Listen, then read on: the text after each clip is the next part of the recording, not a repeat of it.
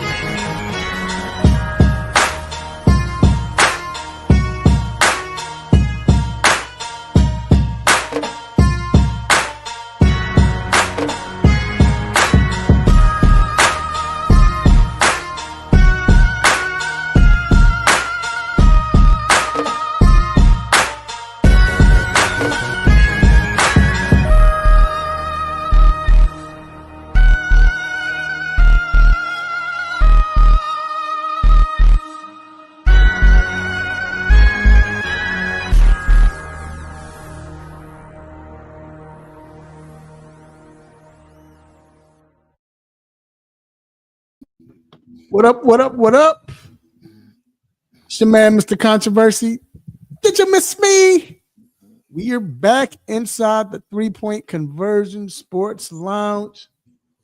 See my guy Mace jamming over there. What up, Mace? What's good, my guy? Wednesday, baby. Let's go. Let's go. It's Wednesday. Big time for sports right now. What you say? Yeah. It's all so much going on. We got line season in the NFL, Final Four this weekend. The Braves can't win. Deshaun Watson dominating the news. It's just what's going on with Deshaun? What's going on? Well, Yeah. It's just what up, Vince? It's wild out here. Vance. It's just a wild time out here, man. Just a wild time out here. But we press on. We soldier on. Yeah, dog. You know, like you said, we got to soldier on and keep it moving. Do what we do. Yeah, man, it's crazy out here, dog. But other than that, dog, you know, it's been interesting, man. You know, we down to the Final Four now. Yeah. I found out today I'm not gonna win office pool again. Some clown who don't watch basketball at all. That's how it be. Yeah, gonna win it. And then it's crazy because I'm trying to understand, why do people fill out like office pool? Mm-hmm. Okay, we raising money. Okay. Why are you filling out 10 brackets? Like, of course you're gonna win if you fill out 10 brackets. Right, just fill out one, dog. Yeah, so I'm just sitting here telling everybody, fill out one. Yeah. If you gotta fill out 10 brackets, I mean, come on, you can. I mean, your odds, of course, are gonna greatly increase because you're gonna just change. Okay, I got this one, then I got this one. Ain't nobody got time for that. But whatever. Yeah, whatever. I'm a little salty. I ain't gonna win office pool, but yeah, it's crazy. And, I mean, I wouldn't be so mad if it was like a athlete or somebody who really understood sports winning it, but it's not. So that's my gripe. And again, that's the bad part. 10 brackets. That's how I be when we be doing. I don't know if you ever do them football pools, NFL pools. It always be some, and I'm gonna say it be some lady who don't watch sports, don't watch football, just be filling out. You like, can you pick that? Yeah, it'd be like the Kansas City Chiefs lost to New England Patriots. Yeah. So who will pick that? You know, so that person that's gonna win office pool, they felt my wrath today. I put them. I let it be known. You know what I'm saying? We got a group chat. I burnt the group chat down there, so they probably gonna kick me out. But whatever. What? Yeah, I'm sure I got, because I ain't got no more messages after I fired off a series of texts. So I ain't got no more message or notifications. So I think they 86 me, but whatever. Whatever. I live. Hey man, we got a good show though, man. And I don't know if y'all saw the name of this show. What up, Jacob? What up, Vince? Yeah, for real. Yep. Right, because he has a hot for cold command. Right. But anyway, Trash. yeah. Trash. Yeah, man. We are we're talking the name of the show is basically the old way is better, or is it? And we it's gonna be a lot we discussing this. I mean, it fits, you know what I'm saying? Because first off, man, we got to discuss, Draymond and this podcast, and this is podcast, so he get to say what he want. And Dre said what he wanted. Drake came out and basically was like, "Hey, man, these old guys, they don't respect us. They don't respect our era, and so we're gonna get into that. Also, with a Final Four, of course, we gotta talk Final Four, y'all. First time for number one happened in what 30 years. So that's a big deal in itself. You know what I'm saying? Whatever. Big deal. Still salty. Whatever. Yeah. Oh, I'm be a man. pro. But whatever. You're a pro. Also, man, we're talking NFL, man. They made some rules, which goes along with the old way is better. What is it? But they made some rule changes, 3 rule changes, as far as on the field. And we definitely got to talk about this, so and then we're talking NBA. Hawks surprised us with a horrible loss.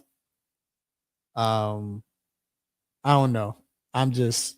I don't know what happened, y'all. I don't know how the Hawks continue to lose to teams that they're not supposed to lose to. But we'll get into that. We'll get into that.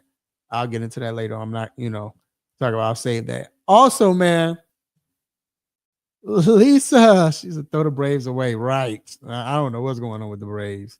We're going to talk about the Braves. What's going on with the Braves? We got to talk about them. And then, man, this Joker. How great is Joker?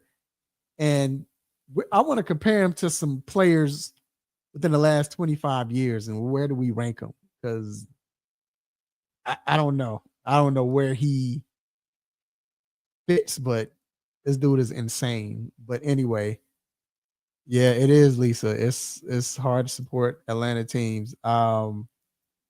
Also, we got quick hits. What's on my mind? Dr. Fowler won't be here today, and y'all probably don't think he a doctor for real, but he's actually has got to do surgery today. So, what up, Jerry? What up, everybody?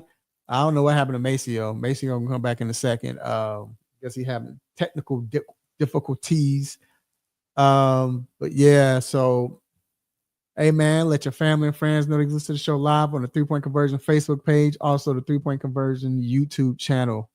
They want Paul George like 5 years past his prime. That's every star ever, right? But you know what? I don't think the Hawks won. I think that's the Hawks fans that want him. I don't think they want the Hawks don't win. That's why they ain't got him, so but yeah, you're right, Jacob. The Hawks fans, they want Paul George. But anyway, man, it's time to get to these quick hits. Let's get it. Mace got to hurry and get back on. I don't know what's going on with Mace stuff, man. But he got to get back to talk about this. So Carmelo Anthony, shouts out to Carmelo, will be inducted into the Naismith Basketball Hall of Fame. First ballot, definitely deserved. And I'm going to say this, y'all. I think Melo is one of the most underrated, not just players, but underrated stars that's played in our game. I'm going to tell you why. He don't get we don't talk about him enough. We don't. Only thing we talk about is the incident, what happened with Kevin Garnett and the so-called Honey Nut Cheerios or whatever. He said that wasn't what happened. Then we don't talk about him as far as just being great with everybody else. Remember, he came in with LeBron. I don't know if that has anything to do with it. He didn't win a championship, right?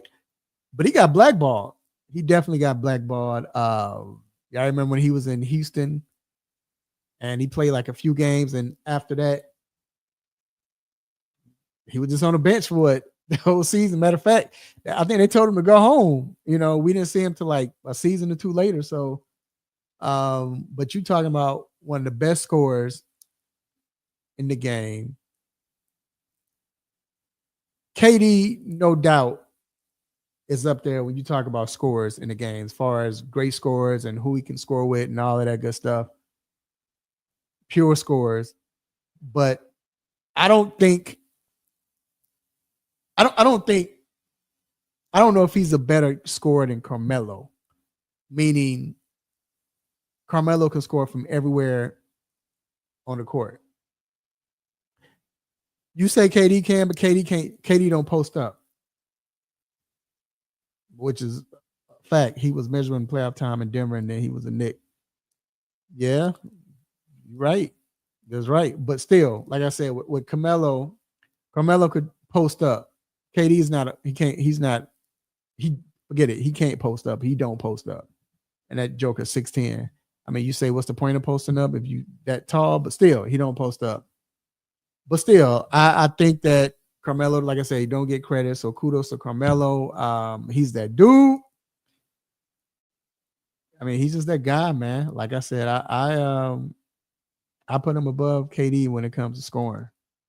I mean, when he got to the Knicks, he became primarily like a three-point shooter. I ain't gonna say primarily, but that's all he took a lot of threes. But I think the game was changing. But when he was in Denver, you couldn't stop that joker. I mean, anywhere you wanted him to score, he was going to score. Anywhere you wanted him to score, he was going to score. So, like I said, shout out to Carmelo. Moving on.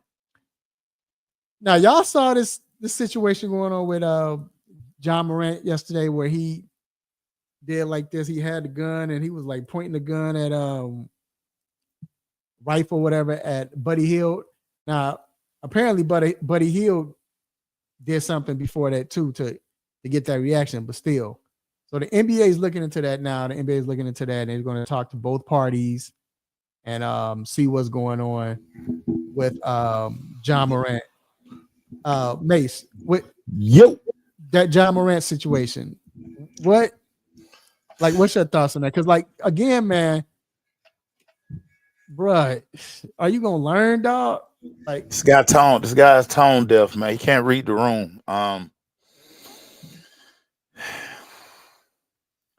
He shouldn't do anything remotely associated with a gun.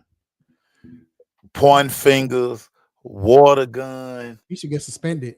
Anything gun related. It's just him not reading the room, not understanding what all you've been through.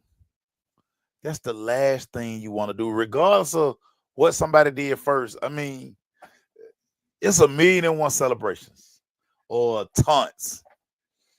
You know, we know what that gesture is, and he's tone deaf. It's like, dude, you really don't get it. You just really don't get it. And at a certain point, you just be like, you know what? This is what he is. You know, are you gonna live with it? I mean, how else do you set an example? He's been suspended. He's been called to New York. He's lost endorsements. You know, he was one of these guys who was next up, and now he doesn't even get mentioned the way a lot of these guys, you know, he had an opportunity to become the face of the NBA. They don't even bring him up no more. They're like, man, we can distance ourselves far away from this guy as possible. He just don't get it. And he don't get it. I don't know if he will, but you know, that's his cross to bear. Him and his dad, Memphis, it's almost like if they didn't call him into the principal's office, if Nike just didn't bombard him with emails and they exec people like, dude, give us one reason why we should continue to do business with you. Because I mean, it ain't like you run around here and see people rocking the band. I got them jaws on. No, So you ain't doing that. like I really don't even know what the shoe look like. I know he got a shoe, but I don't even know what it looked like. So I will say this though.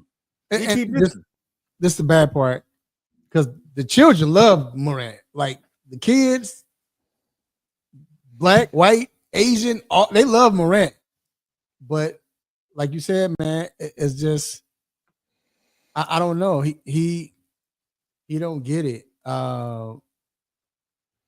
Jacob, it's not even that for me at this point, trying to be a street guy. That don't mean nothing right now, because it didn't move past that, if that's what you think. Because it ain't got nothing to do with that now. It's dog, follow the directions. Like simple directions. It ain't about, I mean, because if you really want to be a street guy or whatever you would say, they know how to bend corners, but they know how to still follow within the directions. You know what I'm saying? Yeah. They're not gonna do nothing to lose that band, as the young kids say. You know what I'm saying? Or whatever. He just is something with him, man. He don't understand, and maybe he'll never get it. But I mean, it would be nice for Nike to just be like, you know what, man, this relationship over. Adam Silver, dude, take the rest of the year off. You continuously put us in a situation where your antics front page news, your antics got us trending, your antics continue to put us in the crossfire, and these are not the situations we need to be in, especially a league that already has like an identity crisis. Right. And like, Jacob, you're making it worse. Jacob, it's not peer pressure, because his boys are trying to tell him don't do this stuff. It's not peer pressure. That's what I'm trying to say. It has nothing to do with that. His boys are like, dog, chill. He just don't get it, man. He just a young kid. He got all this money. You just got some hard-headed kids that just don't get it. They just he don't get it. He don't get it. He don't get it. Then, last but not least, but I'm gonna give Mace to talk about Melo. Last but not least, the parents of Bucknell freshman lineman, was it Calvin Dickey Jr.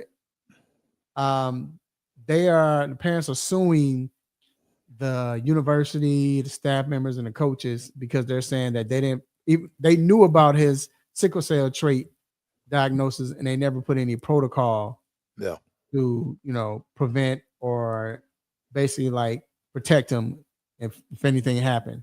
So they are suing him for that. So which makes sense. That's gonna be protocol. That's usually the case.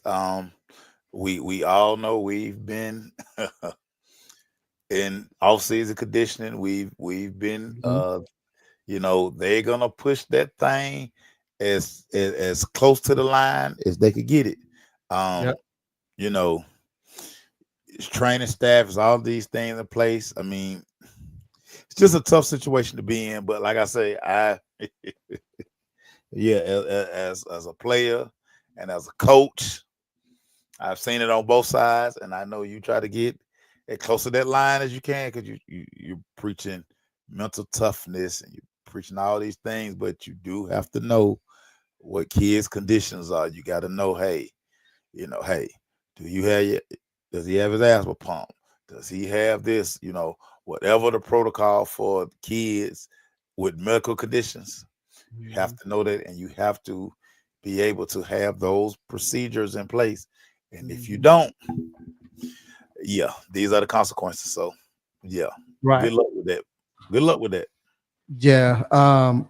Real quick, I'm gonna just open the floor for you. I know you without Melo. What's him? One of my favorite players. He's been on the scene since he was at Oak Hill. Outstanding 1 year at Syracuse. He put them boys on his back, won a natty. I mean, just a guy who could just get buckets. Well deserved honor. You hate that he wasn't able to win a chip in the NBA, but I mean, scoring, just the player that he was, very revered, super loved. I especially love Hoodie Mello. I still think it was a time where he probably should have stepped. I think they prematurely kind of pushed him out the league. I think that last year they played, he really could have helped somebody if he had been in the right situation.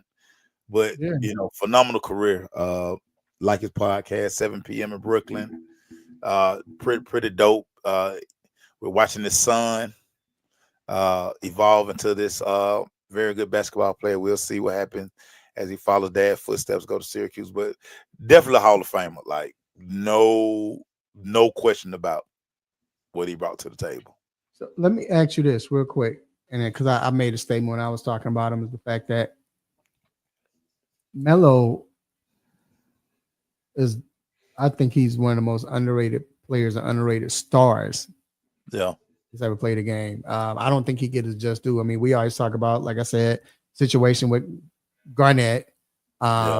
We talk about we don't talk about him enough as far as that star, the scorer. Yeah, like he's just in a tough era. It's tough era. He's always gonna kind of be connected to Bron and D Wade. Both of those guys won chips. Yep. And every player, basically to a man, will tell you that Melo probably one of the toughest covers in the NBA. Like no dispute. Okay, I think Melo is a better scorer than KD. You wouldn't get no complaints from me with that, because Melo can score anywhere and everywhere on the court. Yeah, KD is limited from like maybe the dotted line. Yeah, he can't take it down in there like Melo could. He's not gonna post up. Yeah, he's not gonna take it down there. And Melo, big body.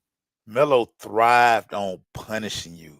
Right. It's a interview out there where Kobe just talk about it, like, dude, the one dude I hated guarding was Melo because he just put that big old butt on you. He just bang you, and it's just nothing you can do about it. You can't fight around him. If he pin you in, now he's gonna score. Yeah, he's gonna score. Yeah, I agree with that. Yeah, he and you know what? And then I felt like when he went to New York, that kind of changed because he became a 3-point shooter. He more of, you didn't see the Melo just on a block all the time. And yeah, I think he did, but I think he did that for maintenance purposes. Yeah. No, I get that. I understand. But I'm just saying, like, it's going down there. People forget when he was in Denver. Oh yeah, you didn't want to see Melo again. Just go pull up interviews of guys talking about Melo. Go to any basketball podcast. Go to the Knuckleheads, Gil's Arena. When Melo name come up, they all go on a wild tangent of how Melo was that dude, and you didn't want no problems with Melo at all. So definitely Hall of Famer without a doubt. All right, man. Let's get to our hot topic, man. And your boy Draymond came on, and Draymond talked about how he said that he don't think past generations respect this era, and he even said that just because you played before me doesn't mean you deserve respect, which was wow. Can't believe that. I mean, I guess that comes. I guess he's targeting certain folks that maybe shouldn't get respect, but that's just to say that without saying. Now I ain't hear everything else he said in context after that, but still, I want to ask you. Well, just your thought. Well, I want your thoughts on the comments first of all. Just when you hear that, and when you hear just about everything that comes with that, because it is a lot, Mace. First, talk about his, and then we'll talk about just as a whole when you hear about this a lot. But go ahead. he just talks so much. And he says so many things. And a lot of times these comments are always directed at Charles Barkley. They directed at Shaq.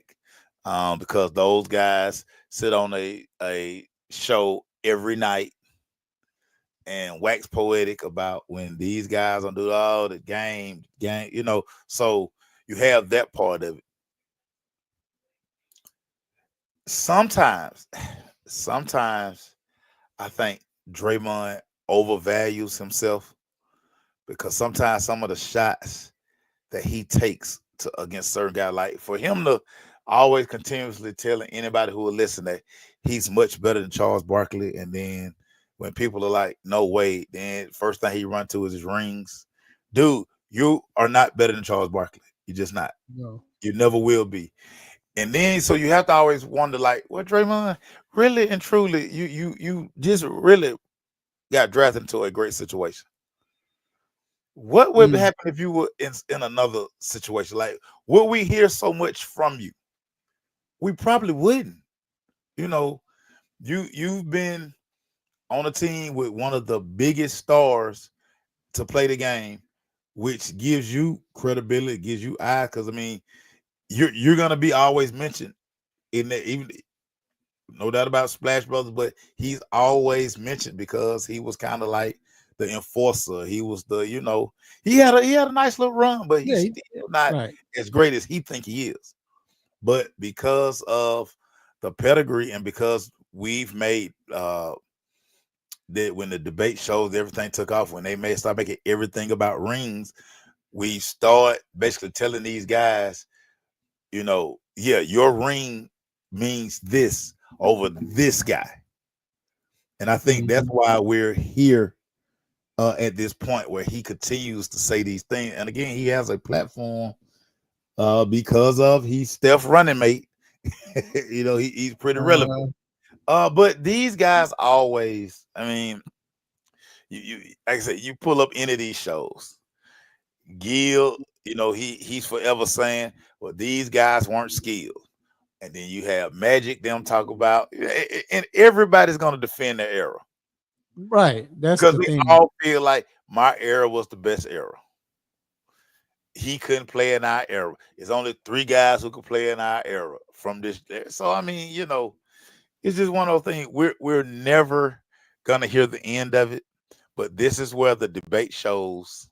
One of the reasons I hate the debate shows because you start getting people yelling and screaming, and they turned it into, and everything becomes now, how many rings you got?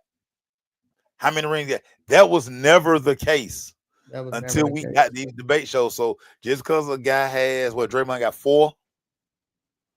Mm-hmm. So because Draymond has 4 rings, he thinks that makes him superior to any guy who has less than him. And that is the problem with this generation, because that's what we've made it about. So that's what they run to. It's, and I will say that it's some people of our age or older that say this era, our era was better. And that's mainly because of, like you just stated, you're going to stick with your era. I mean, if you came up with that, you're going to, Ben said it must have said it as an April Fool's joke. But it's, you got, I mean, it was like that when I was coming up. People thought Dr. J was, their era was better than this, and you can't touch him like you all that. So, but I will say this though, it's like this. Think about it. It reminds me of, I mean, that's with anything. You look at we were talking about. You talk to an older guy that lived in the 60s and the 50s, and they talked about what they had to go through. It was tougher to, we walked to school. We had to do this. We didn't have that much money. We had to work for ours. We did this and did that. That's all you hear us saying. And basically it's because right now the game is no defense. I mean, you can't really touch nobody, no hard fouls. the coach allows you to shoot, or the NBA allows you to shoot as many times as you want from 3-point line, all of that, right? Yeah. Whereas the era we grew up watching, wasn't no way you was gonna shoot just a three out of a big man just shooting a three, or a guard, a contested three, or as soon as you come down, you shoot a three. You was gonna be benched right after that. You had to work for it. You had to work for your skills. You know, you had to learn how to really play the game, a bounce pass the ball, let the ball move. You know what I'm saying? Post up. All you had to learn all these moves. So it's the same thing. That's why you're gonna hear people that watch basketball in the 80s and 90s or even the 70s, because you had to go through more. You know what I'm saying? That's what it was. So that's normal. But I mean, like, so I made a comment and I really felt, shout out to my guy Ray. When I thought about it, I think I don't know if it was directed at me, but I made a comment saying, and I'm pretty sure you understand this, Mace. I was like, boy, after watching college basketball, boy, it's so hard to go back and watch NBA. Right? Because of the fundamentals, they boxing out, you know what I'm saying? You see post game, the ball movement, you know, before they get a play, they're gonna take 10, 15 seconds off the shot clock, but they moving the ball, people moving and all of that, they hustling defense, just all of that. I wasn't even talking about threes, I'm just saying. And then he, you know, if you don't like the way they shooting threes now, just turn it off. That was the post. Now, if it was directed me or not, I don't know, but it was still like, I mean, I actually did turn it off. You know what I'm saying? I ain't gonna lie, I turned the game off. Like, right when I start watching them, I can't watch this crap. I turned it off, dog. But it's just what it is, man. I mean, you know, the young folks call it hate. I don't think it's really hate. Mace, are you with me? I can't. It's not. It's not. It's again. It's just like somebody sent me a clip of T.O. saying that Michael Irvin is the basement of Hall of Fame receivers. What? And you know, you have to be like, all right, T.O. I mean, y'all play like T.O. You played in an era that y'all threw the ball damn near every down. Right. Michael Irvin played in the era where they threw the ball. They may throw it on first down. They gonna throw it on third down. But he also played with the best offensive line, and he played truly in a run-first offense. Bruh. So, of course, your numbers are gonna be better than Michael Irvin's numbers because of the era that you played in. That's like, because at first I used to be like, man, Lynn Swann, that joke had 336 receptions. How's he in the Hall of Fame? But when you think about it, this is the era where they only threw the ball. And Pittsburgh at the time was considered like, oh, them one of the teams that like to throw. They only threw the ball on third. If it was 3rd and 8, they might surprise you on the first down, but other than that, they running the ball. Dog.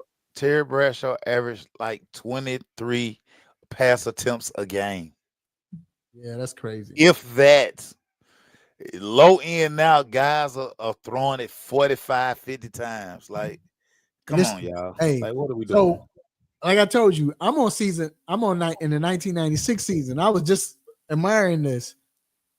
The New England Patriots, they went to the Super Bowl that year, but I'm on week 2, right? And they ran I can't think of the running back name now. Just escaped my mind. Curtis Martin. This joke was running the ball 36, 37 times a game. That was the norm. That was the norm. Run first down, run second down. Then if it was 3rd and 3, we running it again. Like you weren't passing on 3rd and 3 unless you wanted to shock them. Yeah.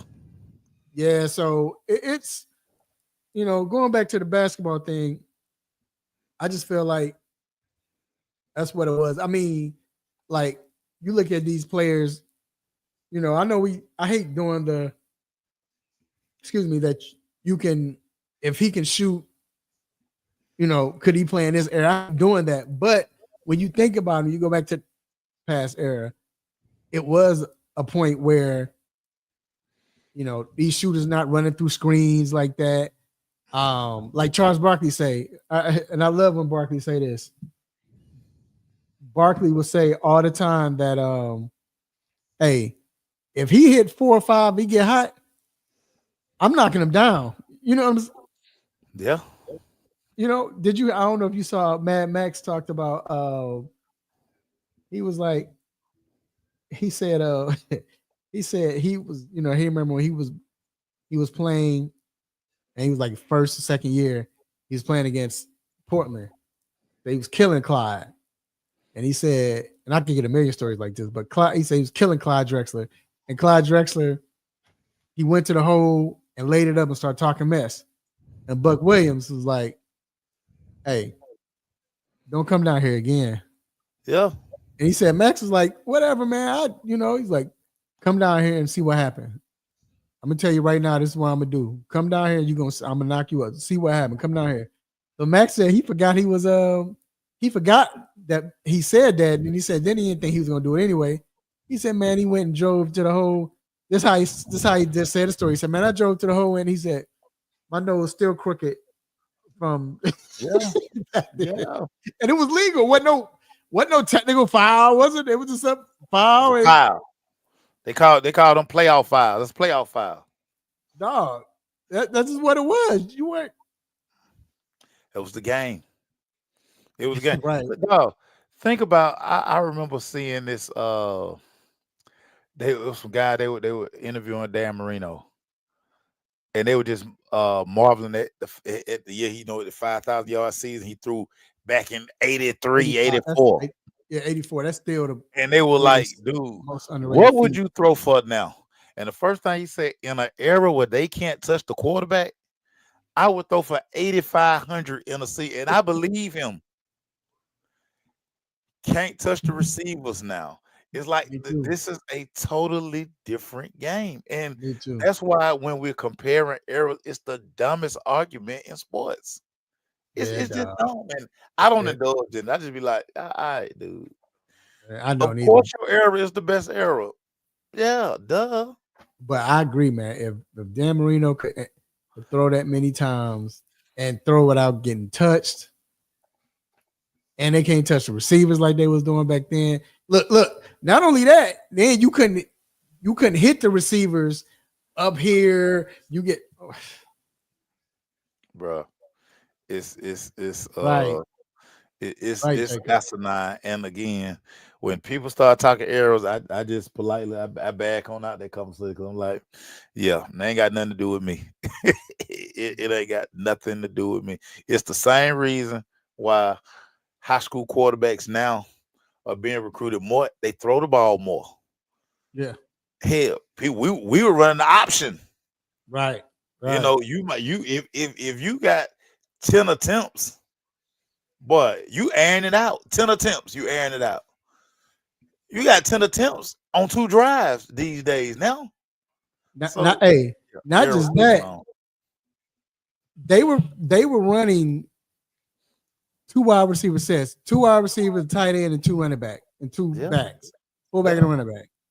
Yeah, that's how they was getting. Jerry Rice wasn't playing 3 wide receiver sets or running 4 wide. 2/3 of the season. He was. That's how Cody was. I mean, bruh. And as much as they throwing the football, nobody will ever break his records. That's what's crazy. That's what's crazy. No one. That's what's crazy. Ever break his records. Numbers won't be touched. Never ever. They throwing the ball more than ever these days. Records won't be broken. That's crazy, bro. Take that, errors. Take that. Hey, speaking of errors, I want to ask you: did you see Steph last night? Yeah. When Steph, not just when he went off, but I'm saying when Steph tried to shoot the 3 at Bane, like it was like a timeout. Bane hit, and I don't know if Steph was smiling. I couldn't tell if he was smiling or not. I didn't know if he was, but to see him get in his face like that, it was like, what? Yeah. I mean, it's comedy at this point, and Steph knows it. Yeah, Steph. Steph just out here like, yeah, come on, man. Y'all know I'm that guy. You know I'm Easily, that man. guy, bruh. Easily. Come on, man. You should be playing football anyway. You built like a football player. Go on somewhere, dude. Go on somewhere. Easily. Hold on a second, dog. I just want to say this though. I will say that I give kudos to players like I guess Rondo, CP3, LeBron, and I'm gonna tell you why. But definitely point guards that played a certain point because they had it was a shift. So you think about it. You think about a guy like Rondo. You think about a guy like what's his name? Rondo, CP3. We'll talk about them too. Basically, the game shifted. So they're used to when you're coming down on a fast break. The the wings come to the basket. Point guards in the middle, wings go to the basket. Now you got an option. But they shifted. And I had a conversation with Rondo about this. We kind of argued a little bit about it, debated about this. That now you come on a fast break, the wings spread out. Yeah. And Rondo was saying that it was like that when he played. No, it wasn't. He tried to bring up Ray Allen. Said, well, think about Ray. I said, yeah, think about Ray. Who else can do what Ray does? And he was like, yeah, you got a point. I'm like, there's nothing wrong with you. You shifted. You know what I'm saying? It's just a different. I get it. So yeah, because again, figure 8 drills used to always be about guys cutting to the basket, guys getting to the basket. Who get to the basket the fastest? Now, it really ain't no figure 8 drill, really no more. It's just point guard. You stay in the middle of the floor. You got guys who spread. Either they widen out the floor enough, you can give. You think you get around your defender, you just go on to the basket. Well, if the big running, he ain't got there yet, or you try to dribble penetrate enough to somebody come take you to keep you from going to the basket, right. And now you kick that one. Right.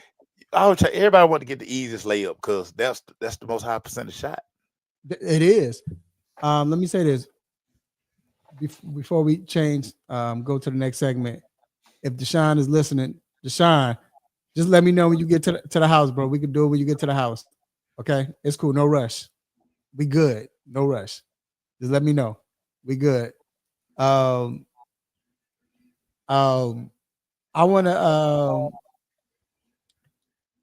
wanna move to now the NFL rule changes, bro. So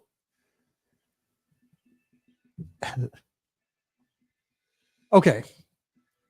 Mace, we talked about the first down. We're gonna just briefly go over that first down. We talked about how we don't like that, how they, they expanded the instant replay ability to advise the ref and all of that good stuff, technology. We hate that. We don't like that. We both agreed on that, right? Yep. Okay. So what about this? The NFL has now made it to where the kickoff team kicks the ball into the end zone, goes out of bounds. If it goes out of bounds or it's not in the setup zone, the ball will be placed at the 35-yard line. 35-yard line. This is to advocate more kickoffs and returns. Right. What say you about that? I mean, again,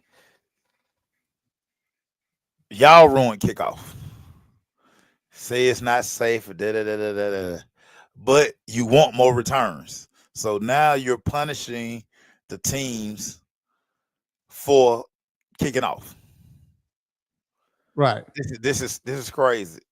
Like, if you want more returns, move the kicker back. Right. Just move the kicker back. So now he gonna always kick it. Well, most of these guys from where they're kicking, they all kicking it to the end zone. Moving back 20 yards. Right. And now let him, when he kick it, the ball gonna land at the 5. Ball gonna land at the 10. And now we gonna always get kickoff returns. Right. Simple fix. So Goodell get on my nerve, man. He gets on my nerves. Leave the game alone. Leave the game alone. The game was fine before y'all start doing all this stuff. and like you said, it don't make sense because Maceo, first they didn't want kickoffs. Now they want kickoffs. They won't kickoff returns because again, why even send the kickoff team out there if every kicker gonna boom it? So just start the game at the 20-yard line because you're saying that the kickoff team is so violent, it's so many collisions. Well, just take it out.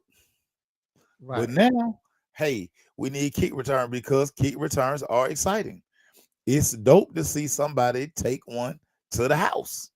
Right. So you want to implement that. Well, again, Goodell, it's a simple fix. Move the kicker back. All these guys can boom it. Move them back. That's all you gotta do. You can still keep them 5 yards ball, whatever that little thing is they stole for the UFL. You can still do that.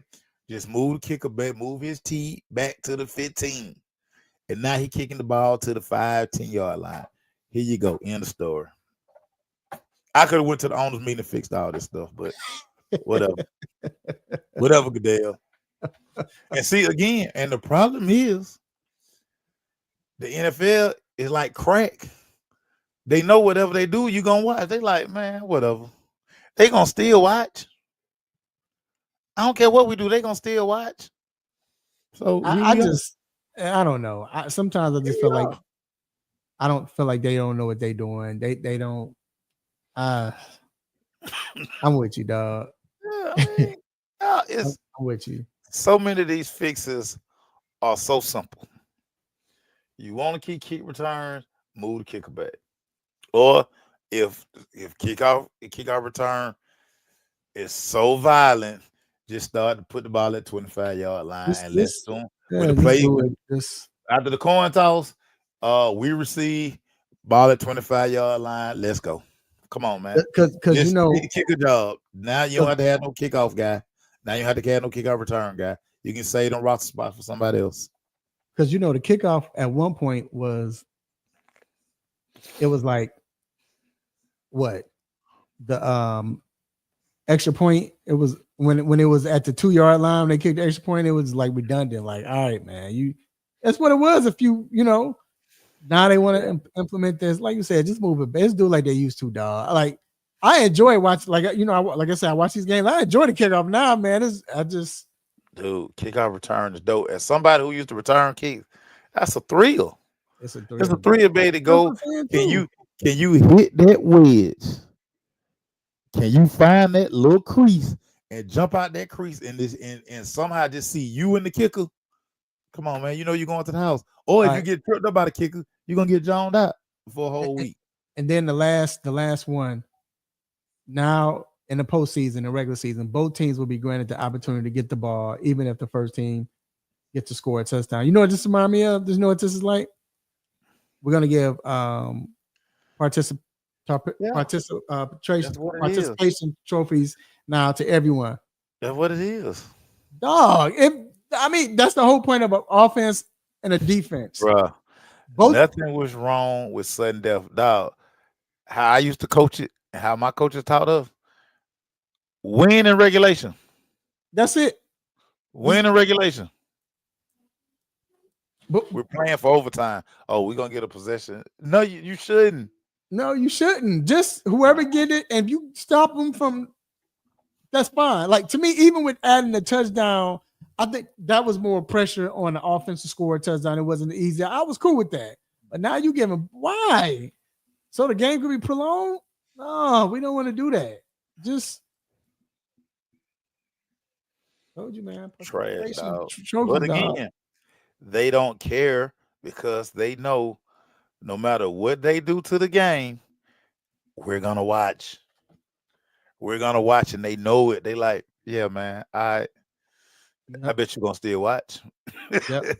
It's just like it's terrible. The moves the Falcons are making. They raising ticket prices. They go buy them. Yep.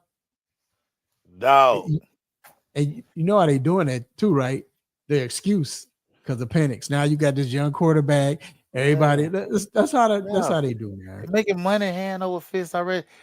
Every NFL owner gets a free $245 million every year just off the TV rights. They just write you a check. It don't matter who in your stadium. It don't matter if you 0-17. You are getting $245 million check in your hand. No matter what. No matter what. No right. matter what. All right, man. Let's we're gonna bring in a guest, man. You know, we got family in the building. It's not Dr. Fowler. Like I said, Dr. Fowler's not here, but shout out to Dr. Fowler. Yeah, shout out, Doc. You know it's you know what time it is, special time, man. This is Guy's favorite time of the year. It is. This is his Christmas. He watched his favorite team go home in person. Felt bad for him for a little bit. Hey, but this he rode. But this is his. I felt bad for him. Hey, you know how you had Christmas break? Yeah. You know that last weekend, it's that last you on Friday and you got to go back to school Monday. This is what that is for him right now, you know. But it's still fun, but you're still kind of excited because you get to show off when you get back to school. You be like, man, I'm finna kill him. Right. I just got this trench coat. I'm finna kill him. Right. Yeah. Well, all right, man. Let's bring in none other than Mr. Deshaun Tate. What up, Tate? Y'all boys wrong, man. I felt bad especially for you, Maceo. I wanted to give you a hug. I wanted to give you a hug, dog. I mean, I was like, a hug would have been cool, man. It's all good. Yeah, I was like, let me go hug my boy. The crazy part, though, so as they were going to have, I had to make a bathroom run. So my bathroom run coincided with Izzo them walking to the locker room. That man was cussing like I said. Oh, yes, he was. He cussed every coach and player out who walked by him. Yes, he did. I was like, oh, okay, Izzo, okay. Yeah, that's you know what, and I can definitely we can mutually agree upon, like, man, I want to get his brother a hug because, you know, we had been talking all this stuff about North Carolina and this, that, and the other, and we like, man, they finally made it in, and you know they're gonna do some damage and all of that. And when I seen him run up on, I was like, yeah, man, we're Maceo. Let me give my boy Maceo a hug. So I know I know what you mean. I know what you're talking about. I totally get it. And forgive me because I know that this looks like really bad radio and everything else. But we got San Antonio that we gotta hurry up and get to. So we also got this money to get to, and I don't go back on my word. So I wanted to make sure I made my appearance specifically for my dude Raphael, because apparently he's the only friend that I have on this program. And so with that being said, I'm glad to be here with you guys. Listen, it's going to be interesting, man. We got some really good basketball for the first time since 2008, which was the only time that it happened. We got all number one seeds that has advanced to the Final Four, and you know, I can honestly say all four were the best teams in the country this year, and they were able to show that. But somebody's going to win a national championship for their very first time. None of the coaches have a national championship. So we're going to see history be made. People have been looking for the storylines all year long and so forth. And I don't think you got to go very far to find them. I mean, you've got obviously the Cooper Flag show and all that good stuff. And obviously for the Florida Gators, we're talking about almost 20 years or somewhere right along those lines that since they went back to back.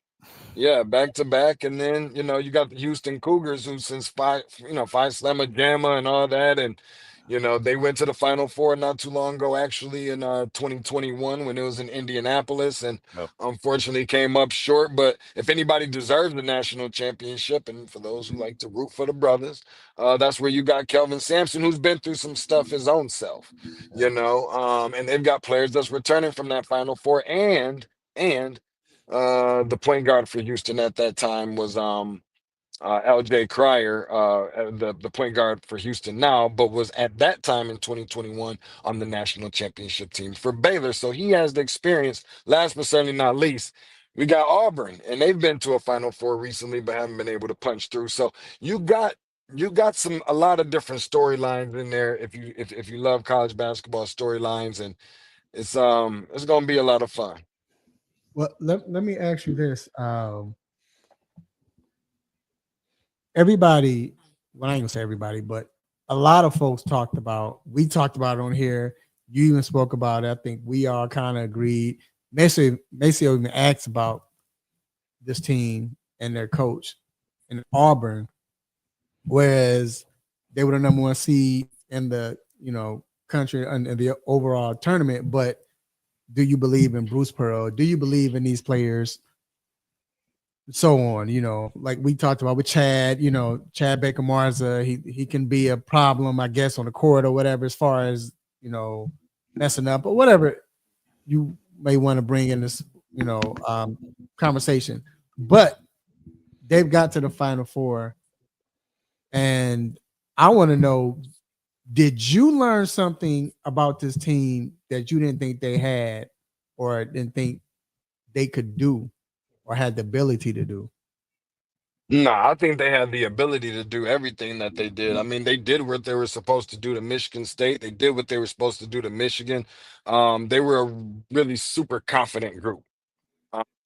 And sometimes if you ain't dotting every I and crossing every T and dotting your lowercase J's even, then you can be going home by being overly confident. Now, if anybody deserved to be, and you remember, I spent just as much time last week with this team, me and you, Raphael, than anybody did. And they was a confident group. You can see it in the locker room, you can see it on the floor. And if anybody deserves to have, that kind of leash, to be that confident and any kind of cushion and all that kind of good stuff, to be able to be that confident, it's them. They're the number one overall seed. They've been the best team in college basketball all year. Maybe Duke got something to say about that, because Duke has also been right there at the top, was playing for an overall number one seed, also won their regular season and conference tournament, but also beat Auburn this year too. So they got probably something to say about that. But one thing that I'm not sure that I realized all the way through was that Auburn's starting five is older than a couple NBA teams starting five. Including Atlanta. Um, so that within itself, yeah, I mean, when you look at it on average, I think the youngest starter for Auburn, I think, is like 22.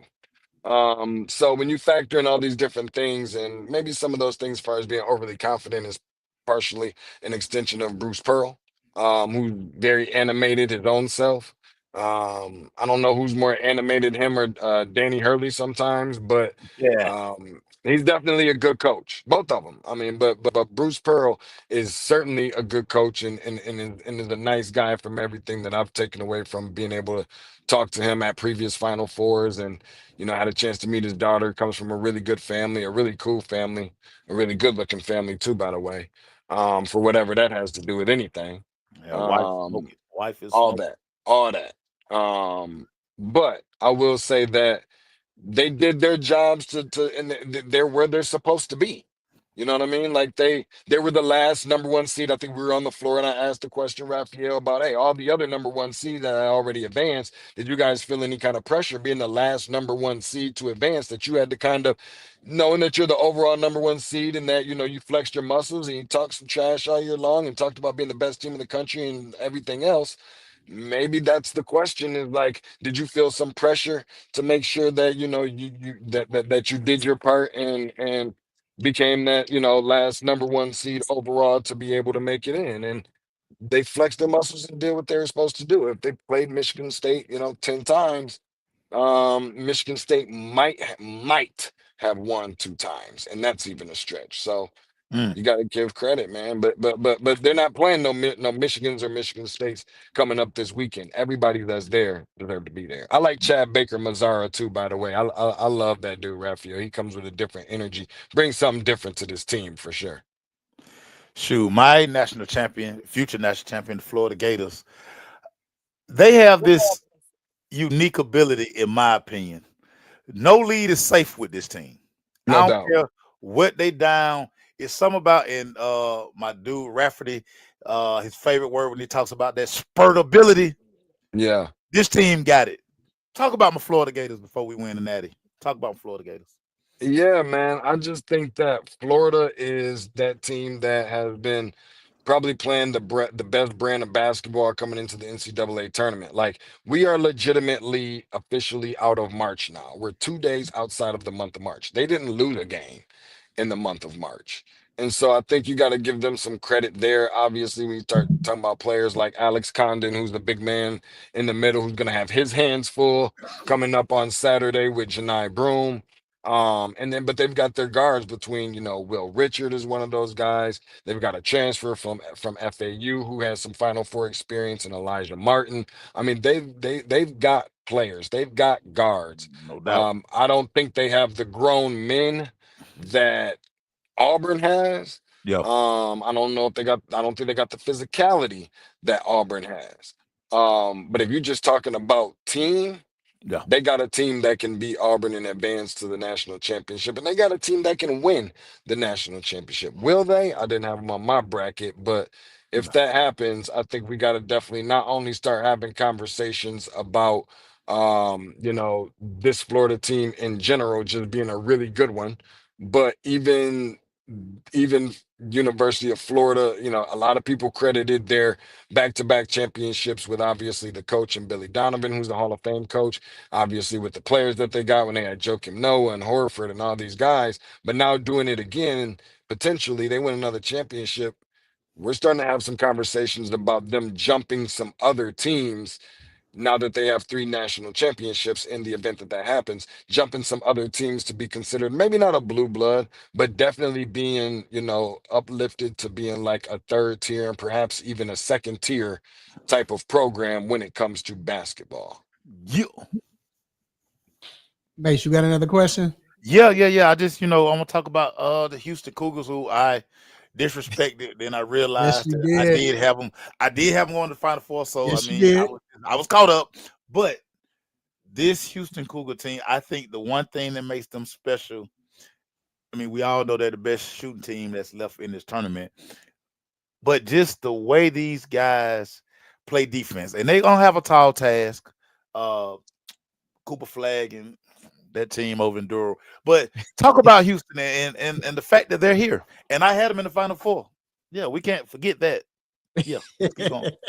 Raphael, I'm kind of confused about some stuff because when I met this man, the man was talking about North Carolina. Then we get on this show, and all of a sudden he's talk about my Florida Gators, and Ceiling is the then roof. Ceiling will now now, always be the roof. now I'm seeing I think I mean my phone is a little is the pixels is a little bit messed up, but it looked like that's an Oregon Duck. So I don't know what team or route. I can't really differentiate, but speaking on Houston, I just think that Houston, they're the team that can match up with Auburn as far as having the grown men.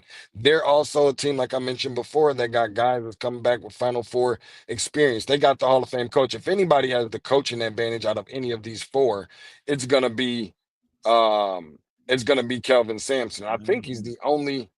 Well, no, Bruce Pearl has been to a Final Four as well, but just as far as there just being an advantage in general, I think that Houston has that.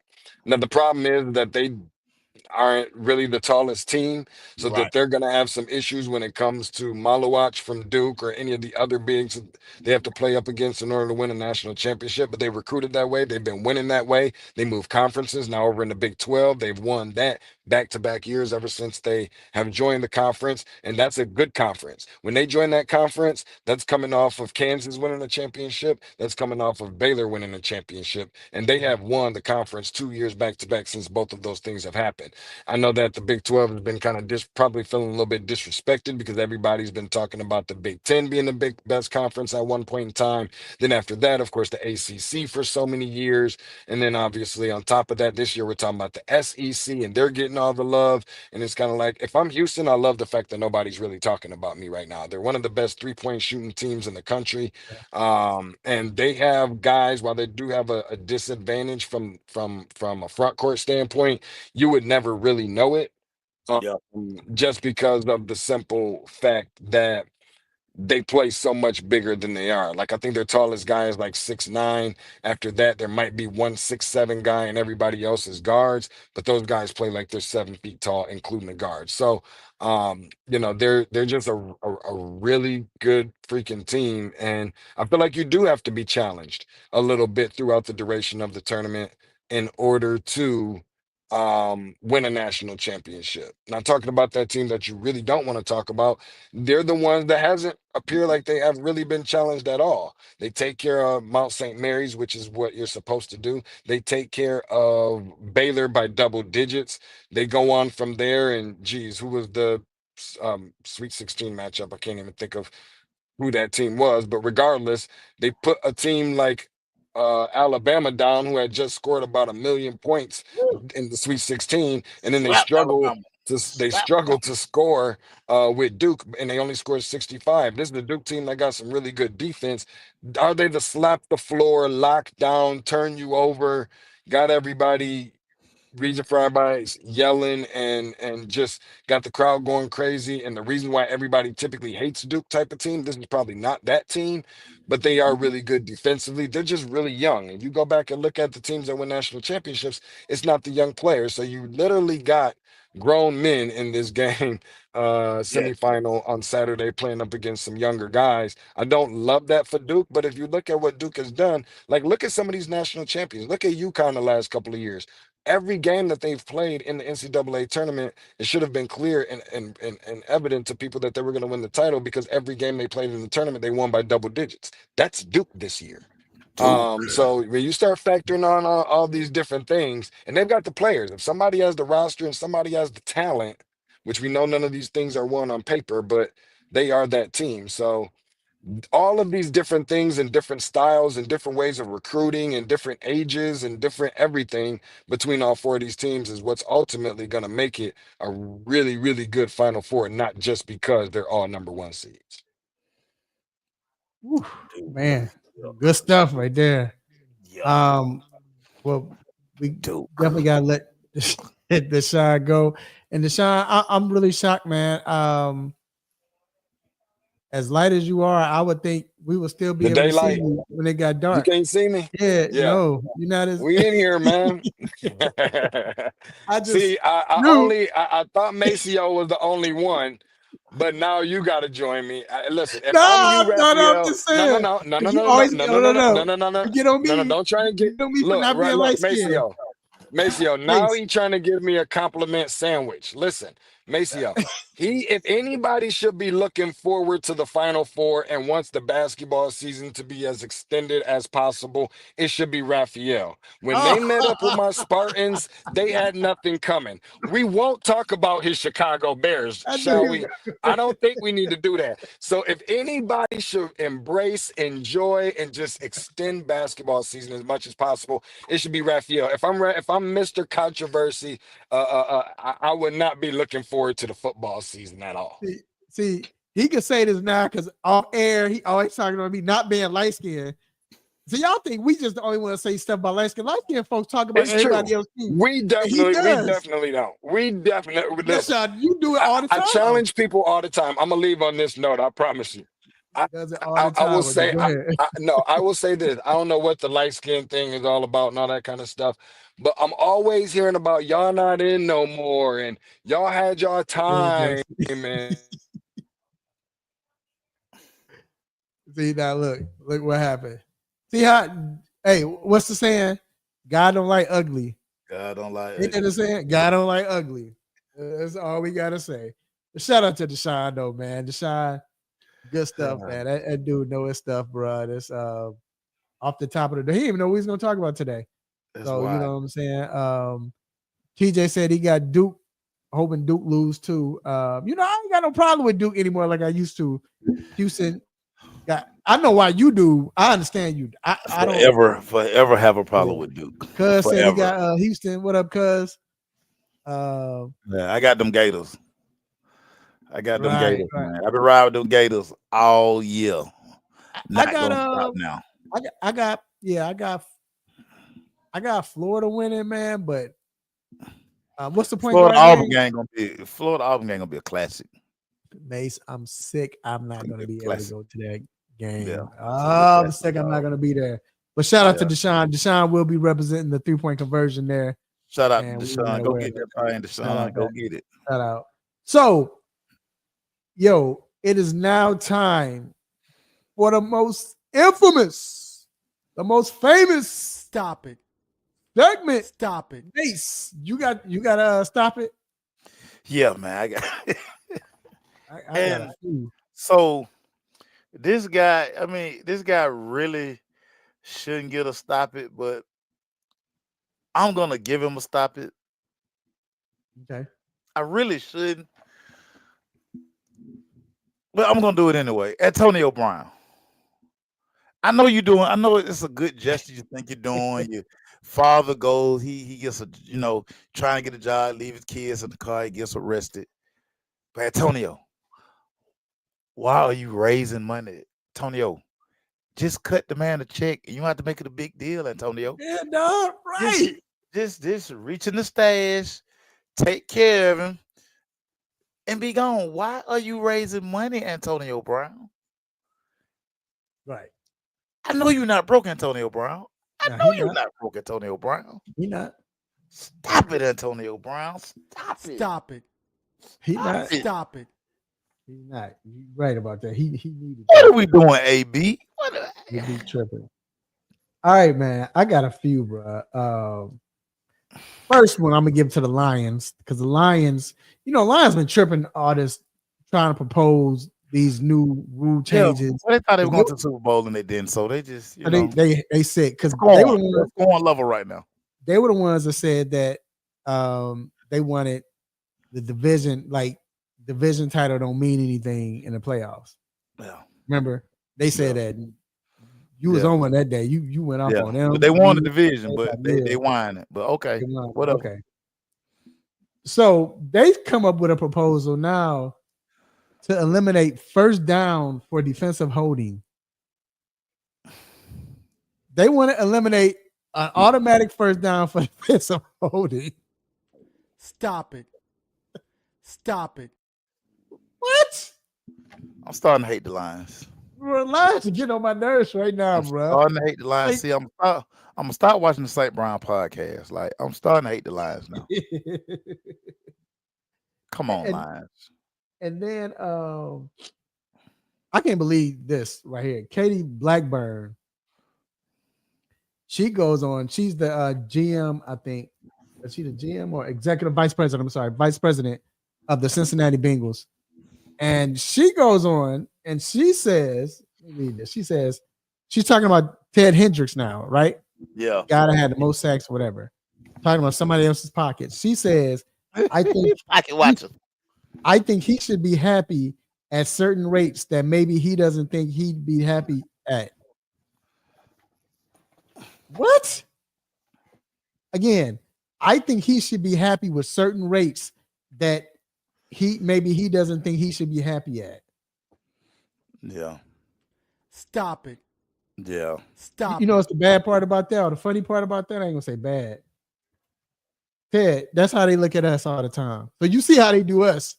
Yeah. You should be happy that you getting this. Yeah. Yeah. Yeah. Meanwhile, you're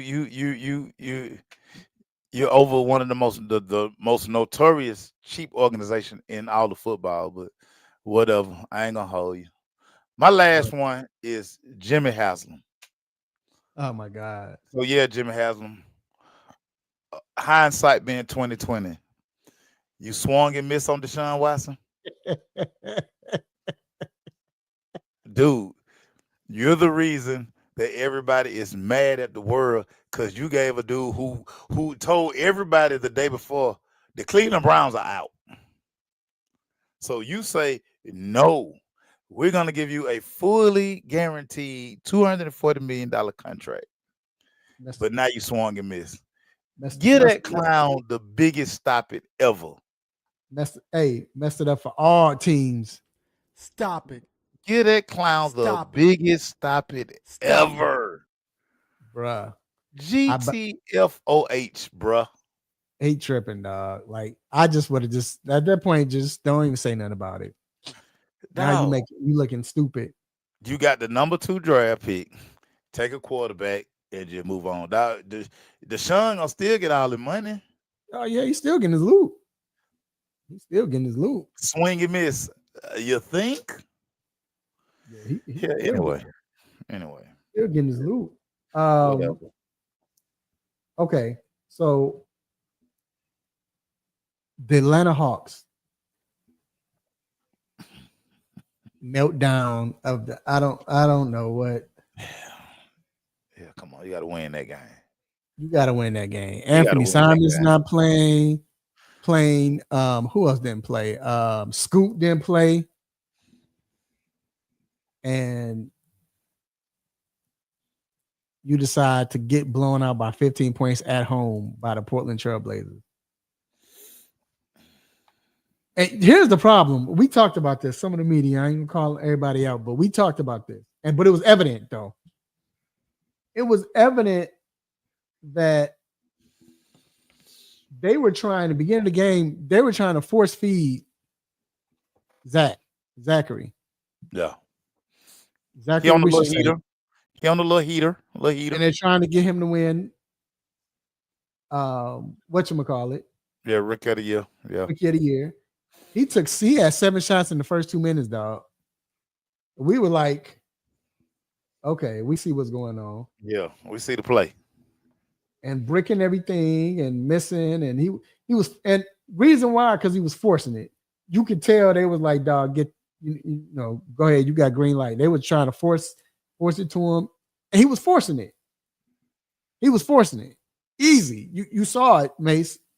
Yeah. He, and because of that, they got behind and they could never catch up.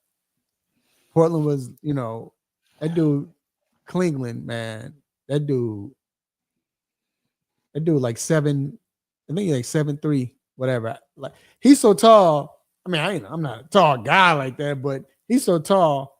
I literally, Mace, in the locker room, I'm recording him. This ain't even gonna look right. I just stopped recording. Cause dog, my camera was literally just going like straight up. It didn't look right. I stopped recording because that's how tall he is. Yeah. But yeah, he was just grabbing rebounds over them, man. Like, I don't care if they boxed him out or whatever. So it was like, and it's a time where, okay, yes, you're in the play-in, but that's not good enough. You know what I'm saying? And then Orlando won at that.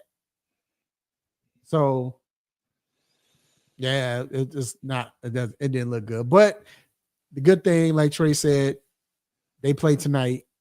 They play in Dallas, so you don't even think about that game anymore. You know what I'm saying? It was a back-to-back, so you just on the road. So hey. So, but hey man, I want to ask you this, and everyone who's listening. We talked about Curry 50.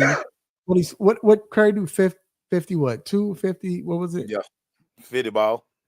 50 or 53, whatever he had. Yeah.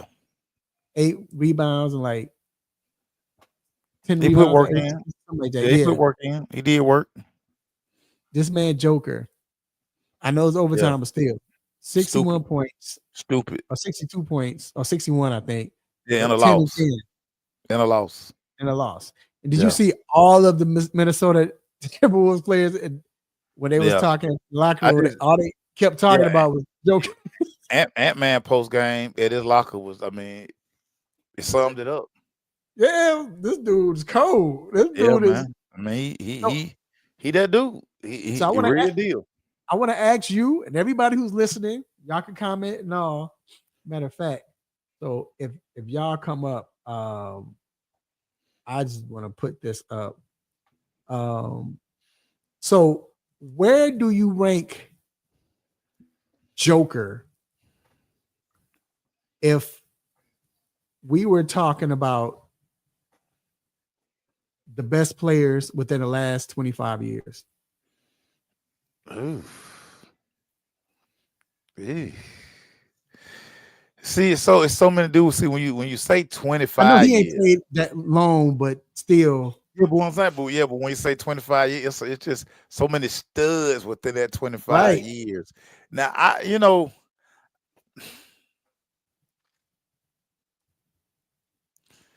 I mean, he may be a top 10 player. He may Woo, be. baby. He may be. Woo. Cause again, dog, you say 25 years. You ain't say 10 years. Say 25 years. So 25 years. KG in there. Paul Pierce in there. Right. It's And he ain't played as long, but I'm just saying, I know it's that's a what I'm saying. microwave Like thing, but he not KG. He not Tim Duncan. I'm taking both of them over Joker. I ain't even thinking about it. I'm taking both of them over Joker. you take okay, Taking hold on. both of them over Joker. You take I'm and taking KG, my dude. KG. I'm taking KG and Woo. Timmy D over Joker right now. I'm not saying Timmy D, that's Timmy D. Yeah. And KG was like that Why would you take KG over Joker? I'm because curious. prime KG did it on both ends of the floor. Okay, I just wanted to hear why would you Both ends of the floor and the electricity that he brought. He brought something different. So for me, I like Joker. and I'm not saying go ahead. When you're that guy, it's just nights when I watch Denver. Some nights he not interested in the game. He got a lot of us, but when he get them little valleys, and because you expect him to be on every night, and not on was 60 points, but I always knew Timmy D was that gonna do that every night. I always knew KG was gonna do that every night. Joker sometime, man. Like I say, 25, because like I say, when we talk 25, it's just a lot of dudes. And you like But Joker needs some more. He need to be in that pot a little more. let me But say see- this though, Mace. Joker, out of every 82 games, you might get 4 games, like you said, where he don't look interested, but at that point, he's still giving you 18, 13, and 15. So it's not like he don't. That's not true. But okay. I It's see. not Okay, like he- that's not true. That's not true. It's not true. No. This guy truly, no, if it's a Tuesday night and they're playing Brooklyn, he not gonna be locked in. KG and Timmy D didn't I care. wouldn't if say they were locked playing in. I think he's just like, I think he's more like, let me get them involved. I'm gonna get everybody yeah, involved. but you and can that see might, you but can that might not feel be- that. No, You but that you might ain't not get be his that from orders, the other though. guys. See, I ain't I get will that from say the this other though. guys. Right, but that might not be. That might be coming from Malone though. I'm just saying because one of the things like, look, big fella, you've been doing this. You give it all. You our team. Some nights, go ahead and pocket it in. You know what I'm saying? You don't have to give 30 every night. Again, that's the new generation. You know what I'm saying? That's this new generation too. So I'm wondering if that's Malone. It might be him. I don't know, but I would think he's allowed to have that the way he dog. This Joker be, even though it don't look like he be, you know what I'm talking about when he dominating. Now, he does. But it just like to me, and maybe just because his demeanor, like too, you know, outside that, cool. outside that sprint he do before the game. See, I just don't like. I'm an energy guy. Right. His demeanor just don't do it for me, and that turned me off. That just turned me off. I just don't like. I don't like his energy. I like his energy. I don't like his energy. So you said, because I mean, let's think of everybody. We got Dirk. We got. I'm taking Dirk over him. We got Dirk. We got Garnett. We got LeBron. We got D I'm Wade. taking Freak over him. I think. Let me think. I think. I don't know. That's a hard one. That's. I think. Now I will tell you this. I will take him over Anthony Davis. I will take him over AD.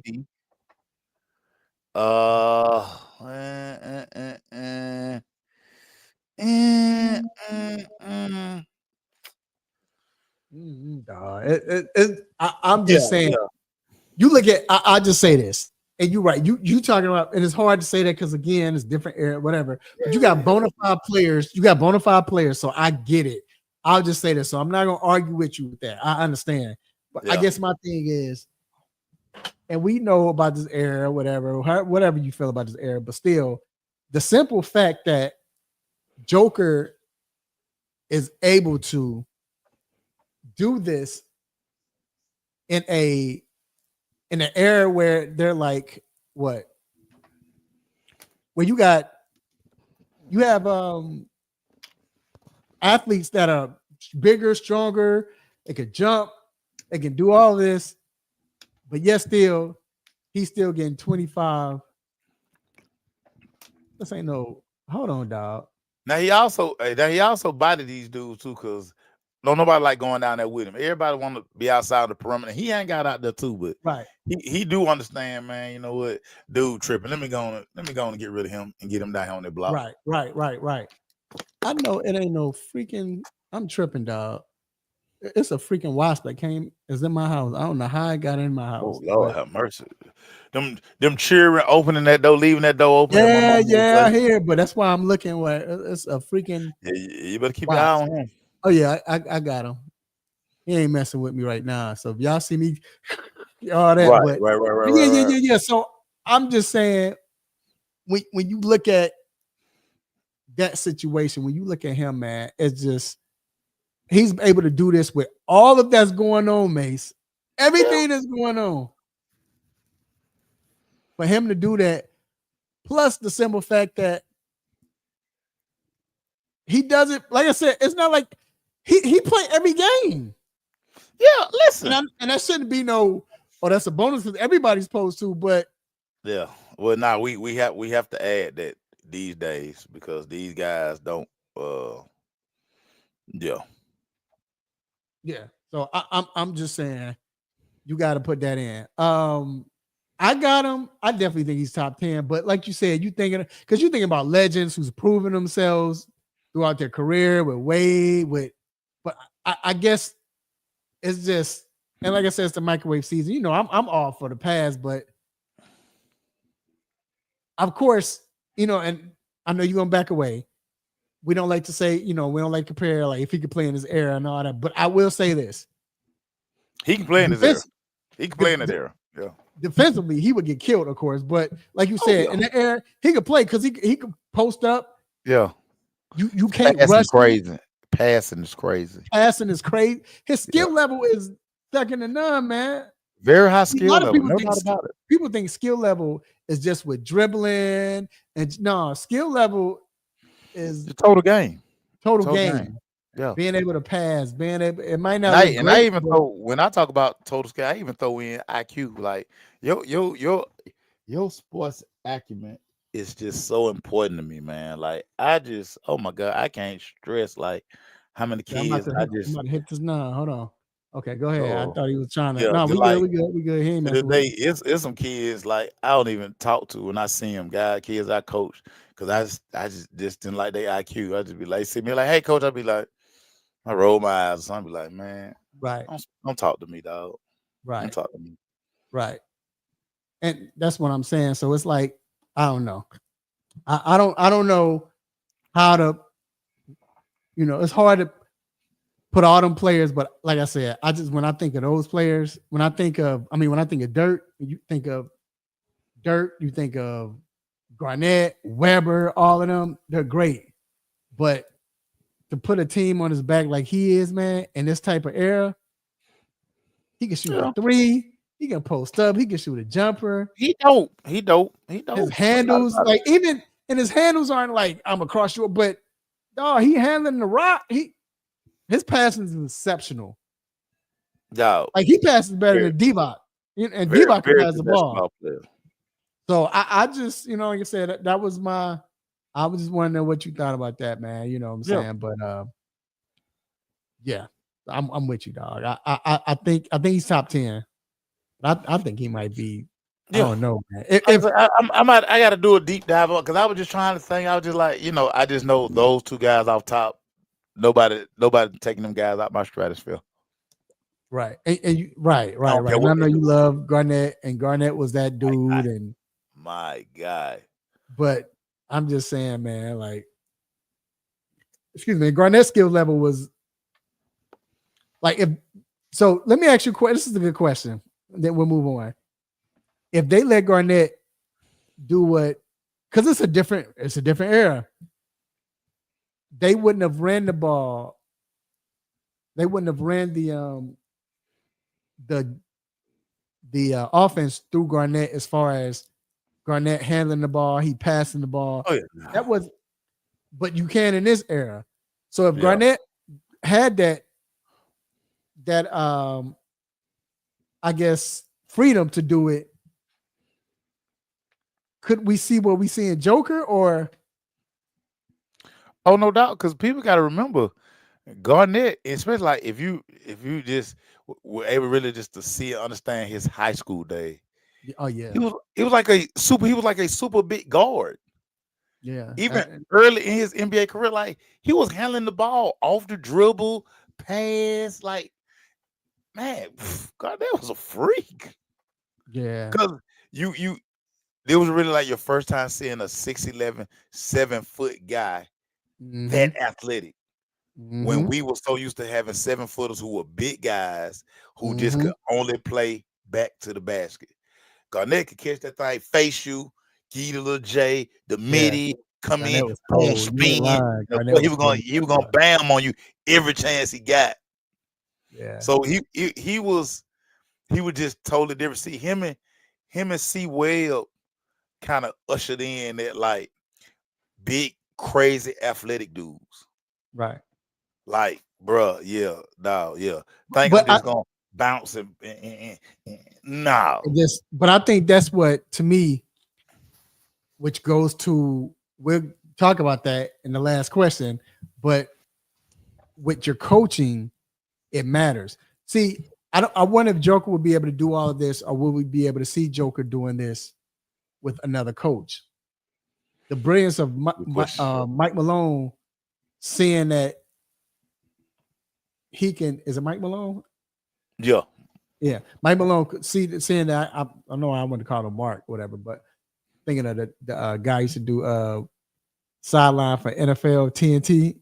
I mean for ESPN, Mark Malone. But anyway, but Mike Malone, yeah, the way he uses Joker, would anybody be able to use Joker like that? Probably not. Probably not. Yeah.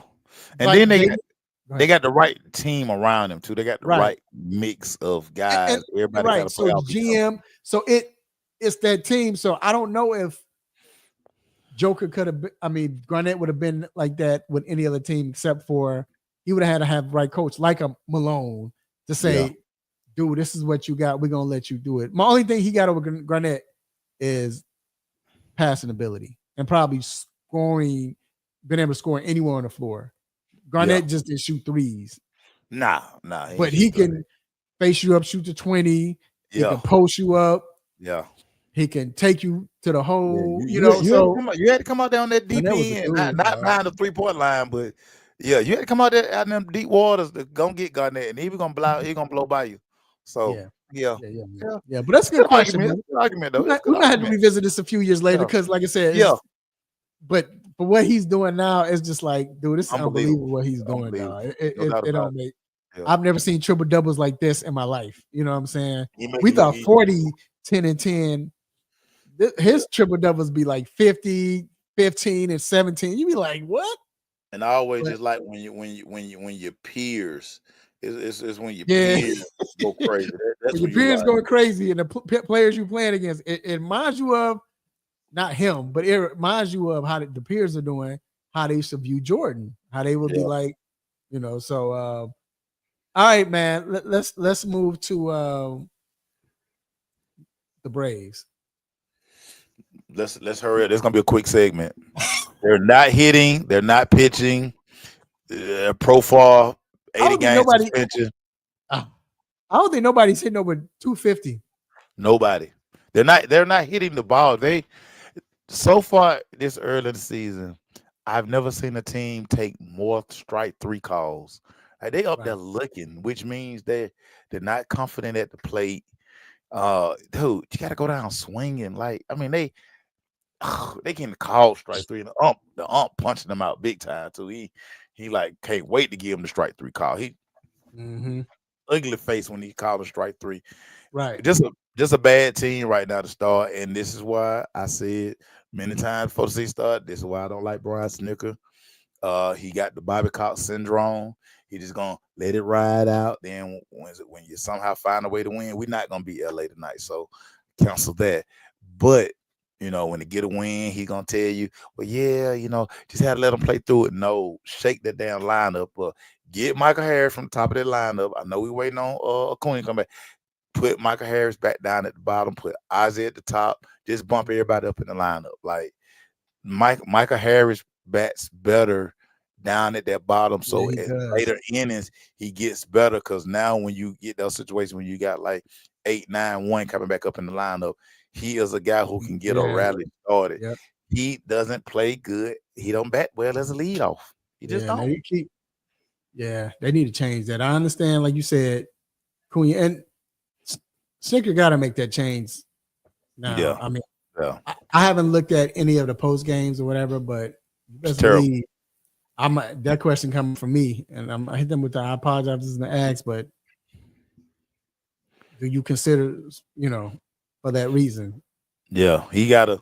And again, he from the Bobby Cox school, and that's just one more reason I don't like this guy. And I wanted him gone last year, but we keep bringing this dude back because we were so loyal to Bobby Cox. He Bobby Cox Jr. And oh Lord, look, yeah, base, whatever. I'll be worried because you know how you be making faces.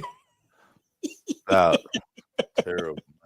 I don't like this man. This guy. Ugh. Any surprises so far? I know it's early. No, I mean, What you think about the what is it called? The torpedo bat? What's the bat called? it's really a non-story. Only reason it's a story because the damn Yankees using them. Teams were using them last year. We talked about that last night. Teams were using them last year, but we it's talked about that Media Row last night. They went crazy that one night. They ain't hit home runs since then. Mm-hmm. Again, this be people who don't watch baseball enough to think this is a big deal. It's not a big deal because I wouldn't care if I gave you a damn aluminum bat. Can you make contact? That's what it is. Eye coordination, dog. Just contact.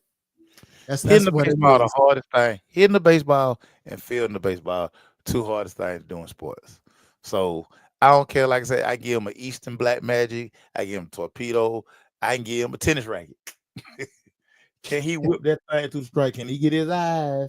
Can he get his hand through that strike zone? Right. Come on, man. It's no deal.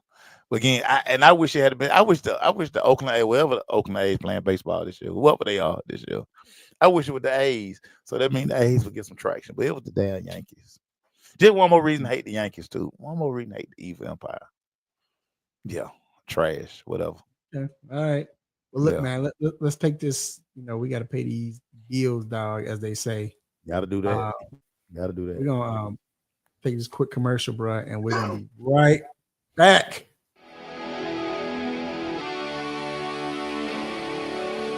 Have a sports injury? Need to see an orthopedic doctor? Ortho Atlanta is one of Metro Atlanta's largest orthopedic and sports medicine practices, providing orthopedic and sports medicine care for the whole family. With 37 physicians and 14 offices, the practice provides the highest level of care for injury of muscles, joints, bones, and spine. Ortho Atlanta offers convenient access to a full range of musculoskeletal surgeons and specialists. Ortho Atlanta also offers on-site physical therapy, pain management care, MRI imaging, and workers' compensation care.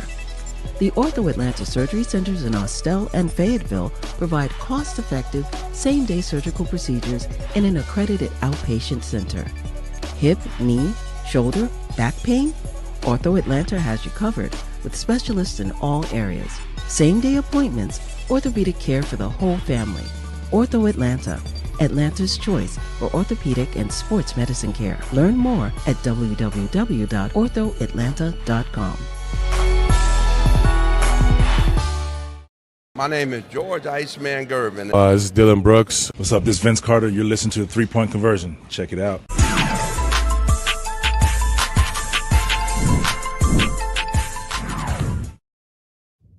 All right, bruh. So before we go, you know we got to ask the question of the night.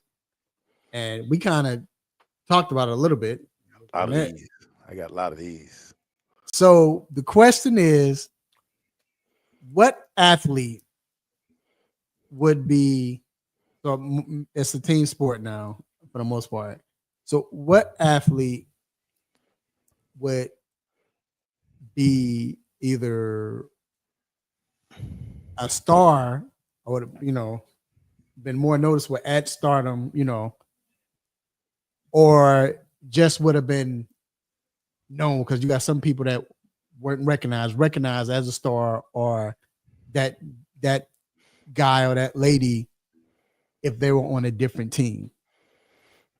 So you got a lot of people, whether it's football, basketball, baseball, hockey, what have you, that was cold, but they didn't get the recognition that they supposed to deserve. Like, they might have been good, and right now as a they could be Hall of Famers right now, but just as like when they were playing, they didn't get the recognition of being that guy or a star or whatever, like they should have been if they were. And we're saying if they were on a different team, like what athlete would have changed? That would change that if they were on a different team. I'm gonna let you start first. I got an easy one. Go ahead. Go ahead.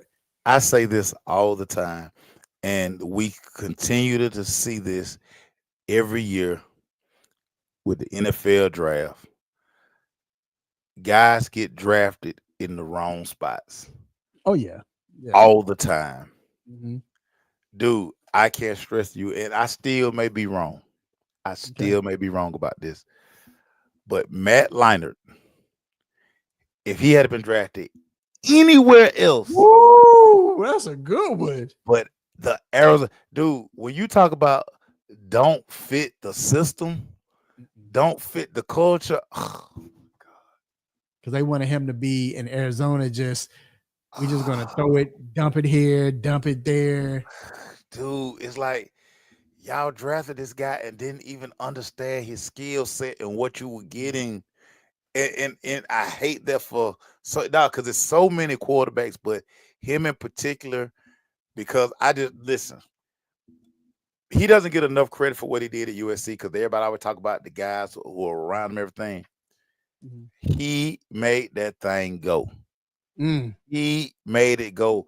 The accuracy of his passing, and see, for him, it wasn't about the big arm. It was ball 3, ball gone, 5, ball gone. He understood at that age in college how to manipulate the defenses.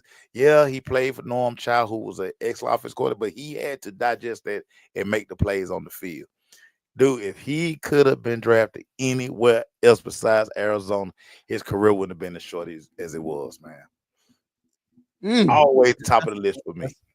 That's a good always one. Top of the list for me. That's dude. A good one. Always. So I'm gonna do basketball, but I'm gonna come back to football. My basketball guy, I think this is the easiest one.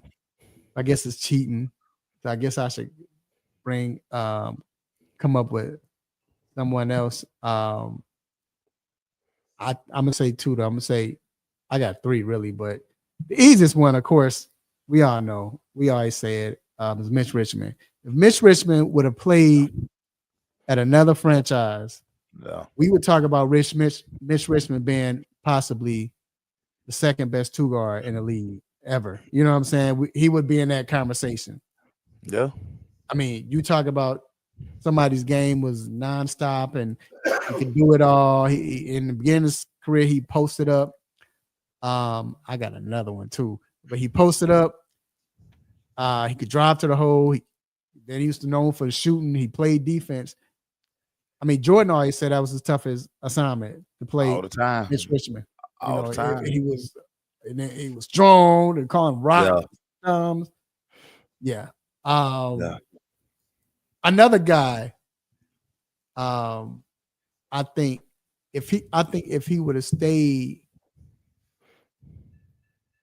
if they would have kept that team together, and he went to a team where it was defense more of, they would let him score. But if he would have stayed where he got drafted, or he would have went somewhere out west, I think Jamal Mashburn would have been an easy Hall of Famer and an easy. When you talk about somebody's game was unmatched, monster match. But bro, what couldn't he do? So Melo is stronger than Monster, but we talking about we talked about Melo. What couldn't he do? Yeah, He could post up, he could face you up, he could shoot the three, he could pull up, could drive to the hole. His game was limitless. Yeah. But when he got traded to Miami and played under Riles, you know Riles, dog, is tough grinded. We're gonna slow it down. You had Zoe, so it was Zoe and him. Yeah, Yeah. I mean, it worked as a team. That's why they were able to get to the conference finals and all of that. Yeah. But for him specifically, no. Yeah. Just think if Monster Mash went to like a Phoenix or what was another Western team that back then he could have went to that would have been good. That started out in Golden State. Or if he would have went to Golden State, it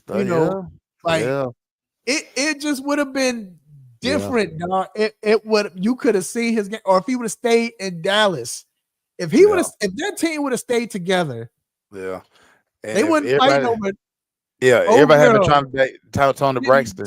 Tony Braxton, they would have been straight, bro. That team would eventually got to the Western Conference Finals. That I always blame Jim Jackson.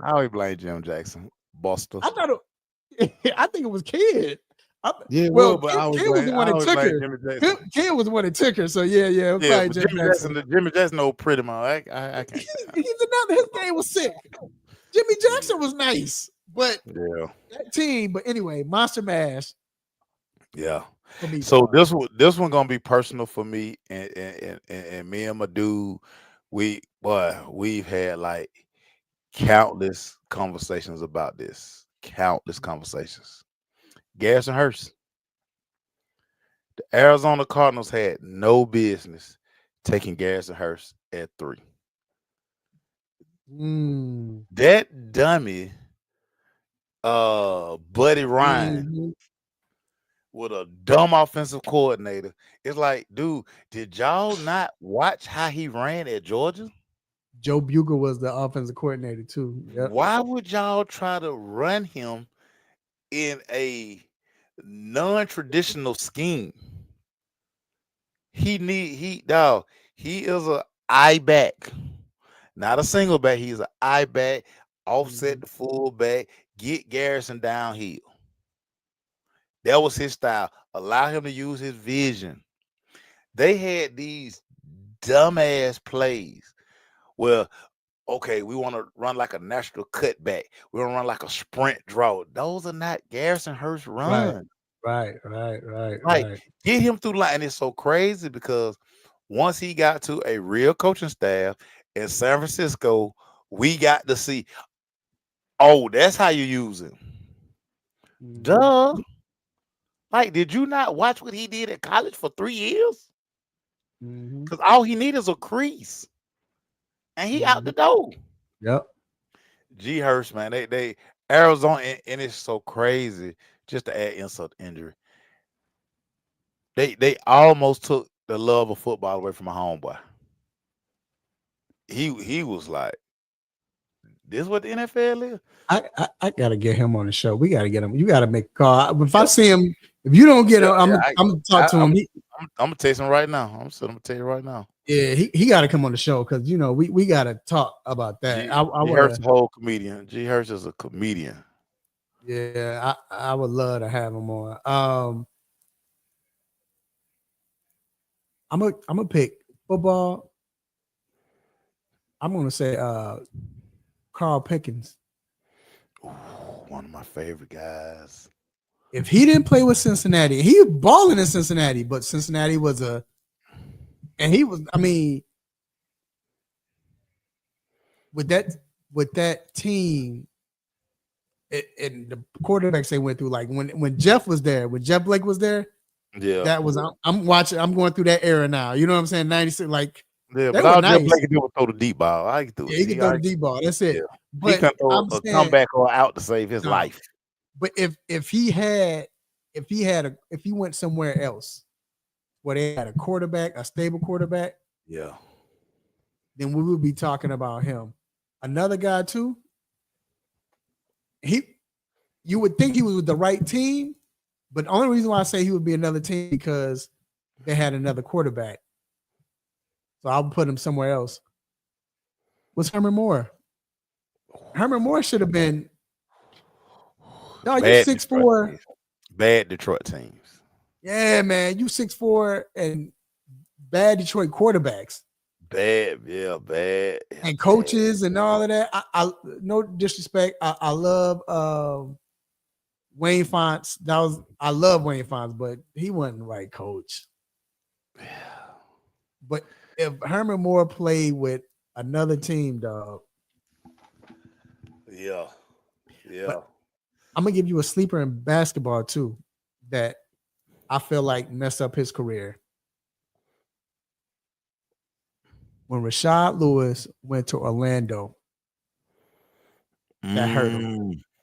Because all they made him do, because they did the same thing with Jason Richardson, all they made him do is become a 3-point shooter. Remember? Yeah. When he was in Seattle, his game was crazy.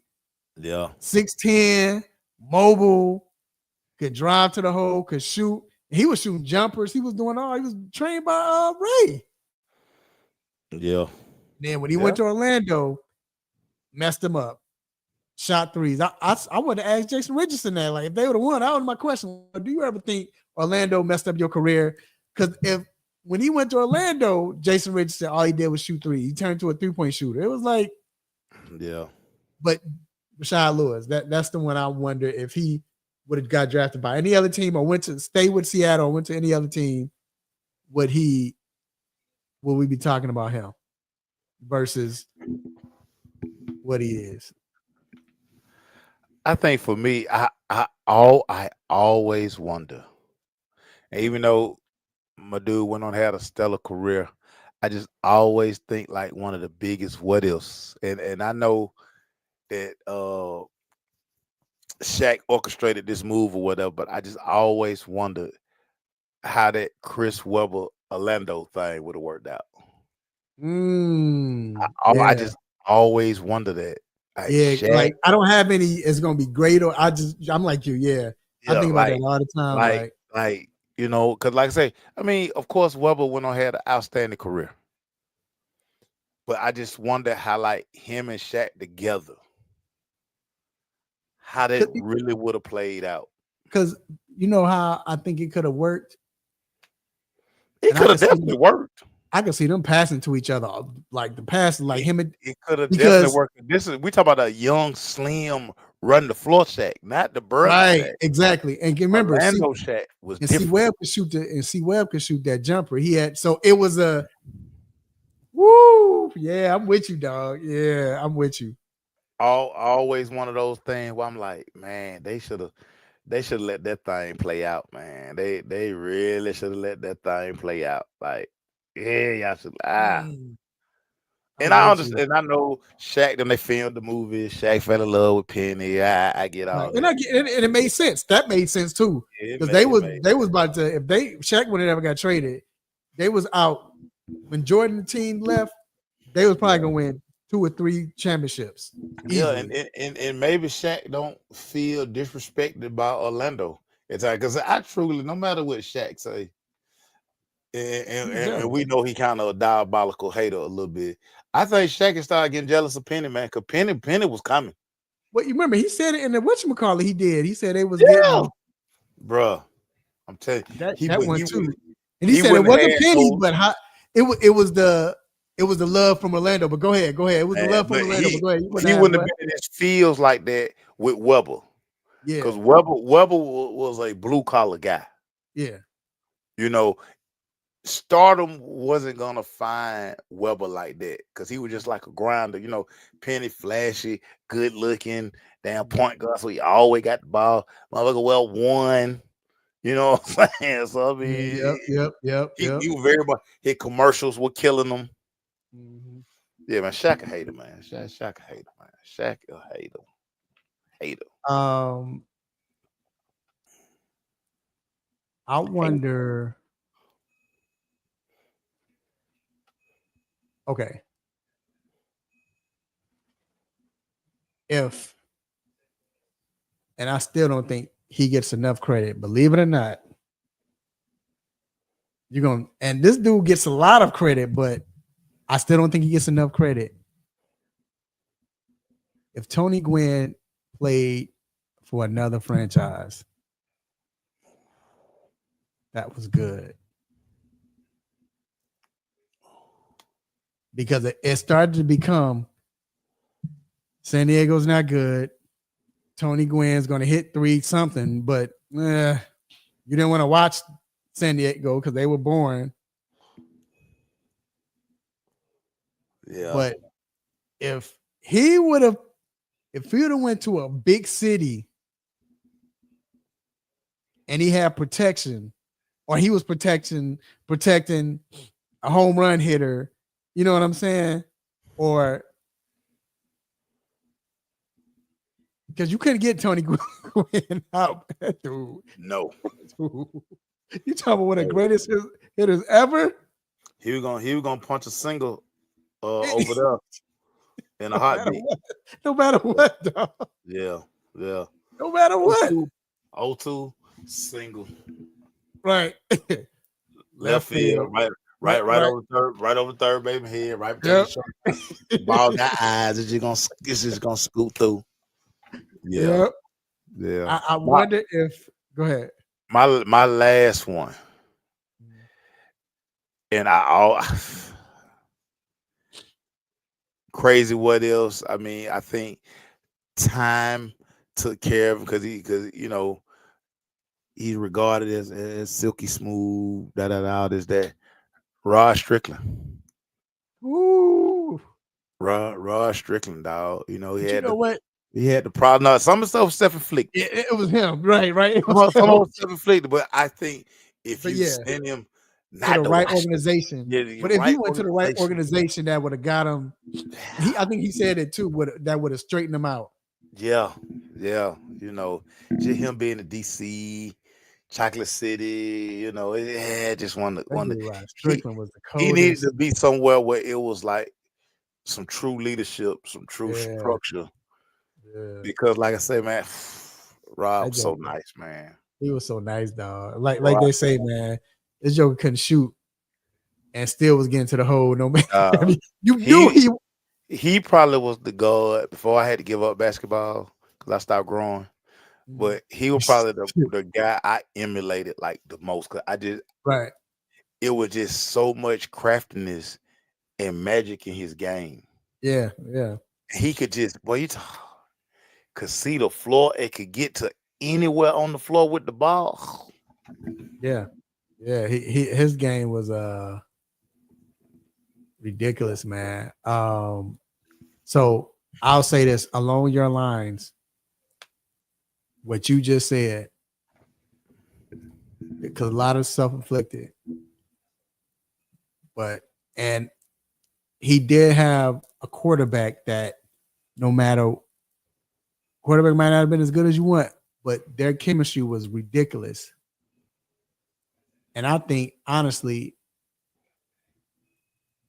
the coach messed him up. But if Brandon Marshall could have been stuck with a team that was good and went to a quarterback that was, he played with Cutler. He went to Miami, played with 2 different quarterbacks. They weren't good. Yeah. He still bought up. Yeah, he was kind of self-destructive too. He had a lot of stuff. Right. But he was balling too. He still was balling wherever he went. If they had no quarterbacks or not, Marshall put up numbers. Yeah, he did. He did. But Marshall was that type of wide receiver where you could, like, as big as he was, he could run a deep route, but he could run a comeback, go up the middle. He dropped passes, but he was that good. Even the times that he would drop, because he's going to drop one every game, like, why you drop that? But no matter what, Mace, you still couldn't stop him, dog. You knew the ball was going to him. Big His body. hands, like, he would drop easy passes, but he had great hands. You know what I'm saying? Yeah, Like, big body, in traffic, catch radius, crazy. Yeah. The only thing I didn't like about Brandon Marshall, and it became more apparent as when they tried to do that podcast and it didn't work. He overvalued himself. Yeah. Like he like, no, you are a dog, you are a baller, but he wanted to always be in those like upper echelon elite wide receiver conversations. And to your point, you didn't have the quarterback play that those elite guys had. Right. He did. And a lot of the guys that you were talking about, like say he gobbled up catches. He gobbled up catches. But he wasn't a guy who gonna make somebody miss and go to the door. You know what I'm saying? Look, except for that time when he did Dallas like that. Well, I mean, everybody did Dallas like that. Stiff arm and but other than that, but he wasn't the guy like he gonna catch that 15-yard in, and he gonna get 25, 30 yards. Right. He gonna catch that slant, and it's gonna be an 18-yard game. Yeah. He was that guy, but he was but that was your game because you were a big body, right? Box people out. You were like a basketball player. You know that's the type of receiver you were.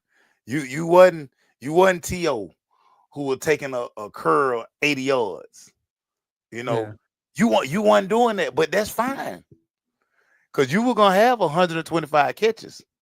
Because you know who he remind me of, honestly, you're gonna be like, you crazy, but meaning just a skill set and how you could have played him, and if he was on the right team, I always see he wasn't as slender as him. He probably wasn't. I don't know if he was fast as him. Might have been faster than him. I don't know. But he reminded me of the playmaker, man. As far as just the way you could have used him. But see, that's what I'm saying. You a big body box out receiver. Michael Irvin wasn't taking those slants to the house. No, he was third and 5. We're gonna run that drive route, and we know you getting the ball. Yep, and first down. Michael Irvin's gonna get the first down. Gritty yards. Yep, you can throw deep to him just like you would throw to Michael Irvin, but it was like you want to stop a Michael Irvin no matter what. Nah. Michael Irvin knew all the techniques. He was that dude was, and he knew he could box you out. He knew he was bigger than most DBs. Right. So all I gotta do once I get between you and the ball, that's it. Over. It's over. No, that's a catch. It's over. But again, like I said, it's just I don't think that. Yeah, I think if he would have been with the right team with the right quarterback, with a lot of people be talking about how Brandon Marshall, he would have been a Hall of Famer by now, and because every year he had over 1,000 yards, he was getting his numbers with horrible quarterbacks. I mean, horrible. You thinking of Miami days? Like we can't even think of Heward and come on, man.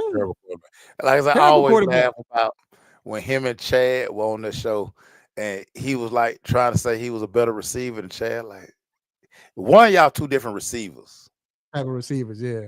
But Chad was way more explosive than you. Chad was a much better route runner than you. Much better route runner than you. Right. And like I say, so like everybody had like different kind of receivers that they like. I say, I like a guy, I like the shifty guy. I like the guy who gonna take a slant, take that, make a move, and they housing it. Yeah, I like that guy. Like They're my favorite guys. You know, possession guys. All right, you know, go be a possession guy. I love possession guy. I was, believe it or not, I mean, not who he is now, but when he first came in the league, I was Odell. I was he used to be my favorite wide receiver, believe it or not, because of what you're saying. And it wasn't Jerry Rice. You know who it was? Ooh. John Taylor. That was my guy. Because he would take it to the house, and I'm like, yo, this dude is so. But I like you said, I like them type of guys. But like the Odells, the who else is like that? The TOs, them are my type. That's why I like my guy Cincy. Like Chase is like, come on, man. Like to me, what's his name's an animal in Minnesota. I'm not a fan of him like that. He a beast. But you can have him. And see, like Chase, and like to that point, Justin gotta route you up. Right. He not sudden. Jamal Sudden. You can just raise up and throw that little smoke route. Chase can break that motherfucker. Yeah. Justin Jefferson is not gonna break that. He gonna get 8 yards. He gonna get tripped up. Yeah. Jamal gonna run through that little contact. He gonna house those. He gonna house. Yeah. So like it's all about the different style of receiver you like. That when people have receiver come say, I like getting in them, but then they be starting to like, dog, two different receivers. Those are two different receivers. Like, dog, that's not even a conversation. They got two different styles of play. Mm-hmm. So that's not an argument. So people like the ones that can do him everything. and him. I be like, nah, two different guys. Because like I said, right now, when Chad and were arguing that day, I was like, Brandon Moss, you and Chad played two different positions. Y'all did two different things on the field. But whatever, y'all. But that's a good point, man. And to your point, that's why I think Chase was going as the best receiver right now because he can do it all. He could do it all. You know, I like I said, I'm a big fan of. I mean, he passes prime now, but Devontae, even though I hated him in Green Bay, I couldn't say it. I was always a big fan. I couldn't say it because he was in Green Bay. I hated him. Right. But Devontae, when he was in his prime, was like this sick. Sickening. Because his route running and getting off the ball and all. Oh my god. Sickening. But Chase right now, Chase that dude. That dude. But and it's so crazy. I knew he was. I knew he was gonna be that because not only like dog, he's an excellent route runner, right? But he's really a running back playing receiver, right? Like he can dog. Every time Chase touched the ball, you really do believe he can house it. Yeah. You believe it every time he took a dog. You're not gonna arm tackle him, so he's gonna run up out of that. I'm gonna leave you with this, and we can end the show. You know what wide receiver I was never a fan of? It's gonna blow your mind. Megatron. I just thought he wasn't that good. I mean, he was a beast, but I was like, this dude is. Now I knew his potential was great, but I was just like, he's not a great route runner to me. I never looked at him as a great route runner. Yeah. He started to get like this towards the end before he retired, but to me, he was always like the first few years when everybody was loving him. He had 3 catches for 130 some yards, 150 yards, 2 touchdowns or 3 touchdowns. Yeah, you can have that. I don't want that. Yeah, I want with 3rd and 8. I know you got a first down. I know it's automatic. I want somebody 9 catches, 146 yards, a touchdown. I'll be fine with that. Now, if you like chasing, you getting 12 catches for 200. Yeah, but that's how he was at first. Late on his career. But it's funny you say that. But it's funny you say that because, like, I wasn't a huge Megatron fan. Okay. But only because, I mean, he's an anomaly. Yeah, he was right, and he was an anomaly. He was. I mean, but he was 6'4", 230, running 4.3. Right. That was like They unheard don't of. make guys. They don't make guys Yeah, like they don't that. make like that. They Like don't you said, make that's the guys one the like guy that. said, "All right, what'd you say? Go Yeah, ahead, do what God, you do. your turn. Yeah, your Go turn. ahead. You got it. Whatever you want to do with it, you got it." I can't mess this up. You the one. But You he, it. You but it. he wasn't.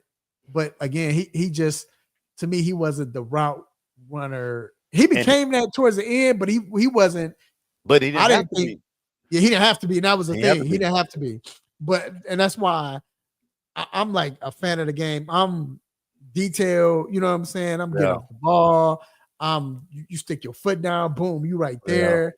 You breaking tackles, not just because you big, but you had that.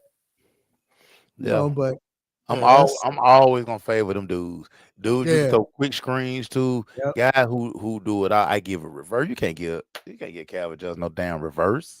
No, you can't give him no reverse. No. I can't give no reverse, man. Nah. But see, reverse. But like I said, that's why that's why I fell in love with the 49ers. When I saw that, and I was always fans of 49ers because of Roger Craig.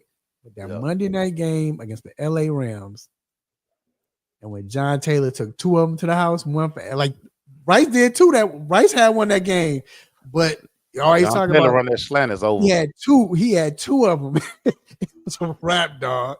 It was a wrap. But that's why I asked Antonio that when, at the Super Bowl, like, dog. See, I'm always, if you could take that slant to the door, you my guy. Yeah, guys not doing that, man. Guys, don't do that. Guys gonna trip and fall. They gonna gain 20 yards on the slant and get up and give you the first down. I'm like, dog, why you ain't house that thing, man? The St. Louis Rams model. I used to hate that when they catch the ball. Torrey Holt don't catch the ball and they go down like, I had to prove the king of that. What? Oh yeah, that's where Torrey learned from. It was killing me with that. Like Isaac Bruce get 15, and all of a sudden he on the ground. He'd go down before they just go down, dog. Just like what is this? Yeah, I ain't like that. But yeah, man. But all right, man. One more. The biggest one to me, and I promise you, I'm ending it. And I wonder if you agree with me. If Steve McNair would have went to a team where he played quarterback and he had somebody let him showcase his skills with wide receivers, I think Steve McNair, we be talking. I mean, we be talking about him being a Hall of Famer and being that guy. What he was doing in college, and honestly, what he did when he first came in the league, they weren't winning, but he was balling. But then when he got with Fisher, Fisher, dog, I call him the quarterback killer. Now he wins. It makes sense what he does, but he's the quarterback killer, dog. That's why we thought Jeff Goff wasn't that good. He's a quarterback killer, dog. That's what you're gonna be basic. You're gonna be basic. Yeah, and he does it purposely because he wants to, run the ball. He old school, run the ball, defense, don't make mistakes. But if Steve McNair would have went to a team where they was letting him air it out, yeah. If Steve McNair would have went to Minnesota, he would like that. Yeah, he was like that. He was like that. So, but all right, man. Once again, man, another fun show. We always love to have fun, man, on here, and always talking real stuff, not no cornball stuff. And another week, Maceo. We the fact that we live to see another Wednesday, dog. I don't think people take that for granted. I tell people all the time, on that. One of the most underrated blessings, outside of waking up, is coming back home. Coming back home, dog. You know what I'm saying? So super underrated. Yeah, but hey, I feel you though. But hey, y'all hear this music? You already know what it means. It's time to let you go. But before we let you go, we have a couple of shout outs, and stay tuned because you might be one of them. I want to give a shout out to the Almighty God for giving me this platform to do what I do, say what I say, make you all upset, mad, want to give me the stop it button. God, I appreciate you and I thank you. Real, I thank you. I want to shout out to my homie, my guy, my brother's keeper, my guy Mace. Man, Mace, just say this. It's been dope. Even this last few years. Last year we got close, we got cool, man. Doing this with me and all that, man. Just on gang, baby. On gang, baby. I appreciate you, man. Shout out to my guy Glaze, man. Y'all my big brothers, man. No doubt about it. You had some fun this weekend, dog. Yeah, man. Yeah. How about Angry Man? Shout out to We Angry was Man. We Shout out to Angry Man. was laughing at that last night, dog. Talking about that. But I'm mad at the world, dog. Like, man, first of all, relax. They got all them snacks over there, man. Relax, man. Go get some to eat, man. Clown. Go ahead, man.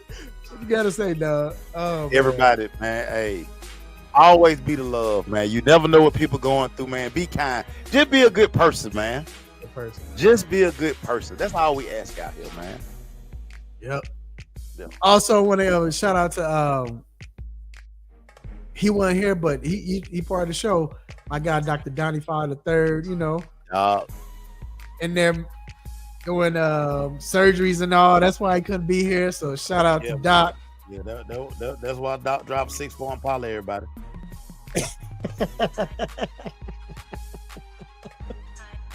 Also, shout out to my guy, Deshaun Tate. Tate, man, you my guy. Appreciate you, man. I might have to call you fake light skin, dog, because you know my lady friend, she hot yellow and see in the dark. So I'm just saying. But anyway, also so you might be a fake light skin. No, I was messing with you, Sean. Hey, appreciate you, man. Go ahead and represent that, dog, and represent the 3-point conversion. Appreciate you.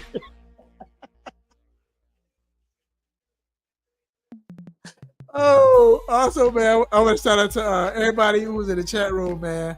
Y'all crazy. Antoine, Cuz. I always appreciate the love.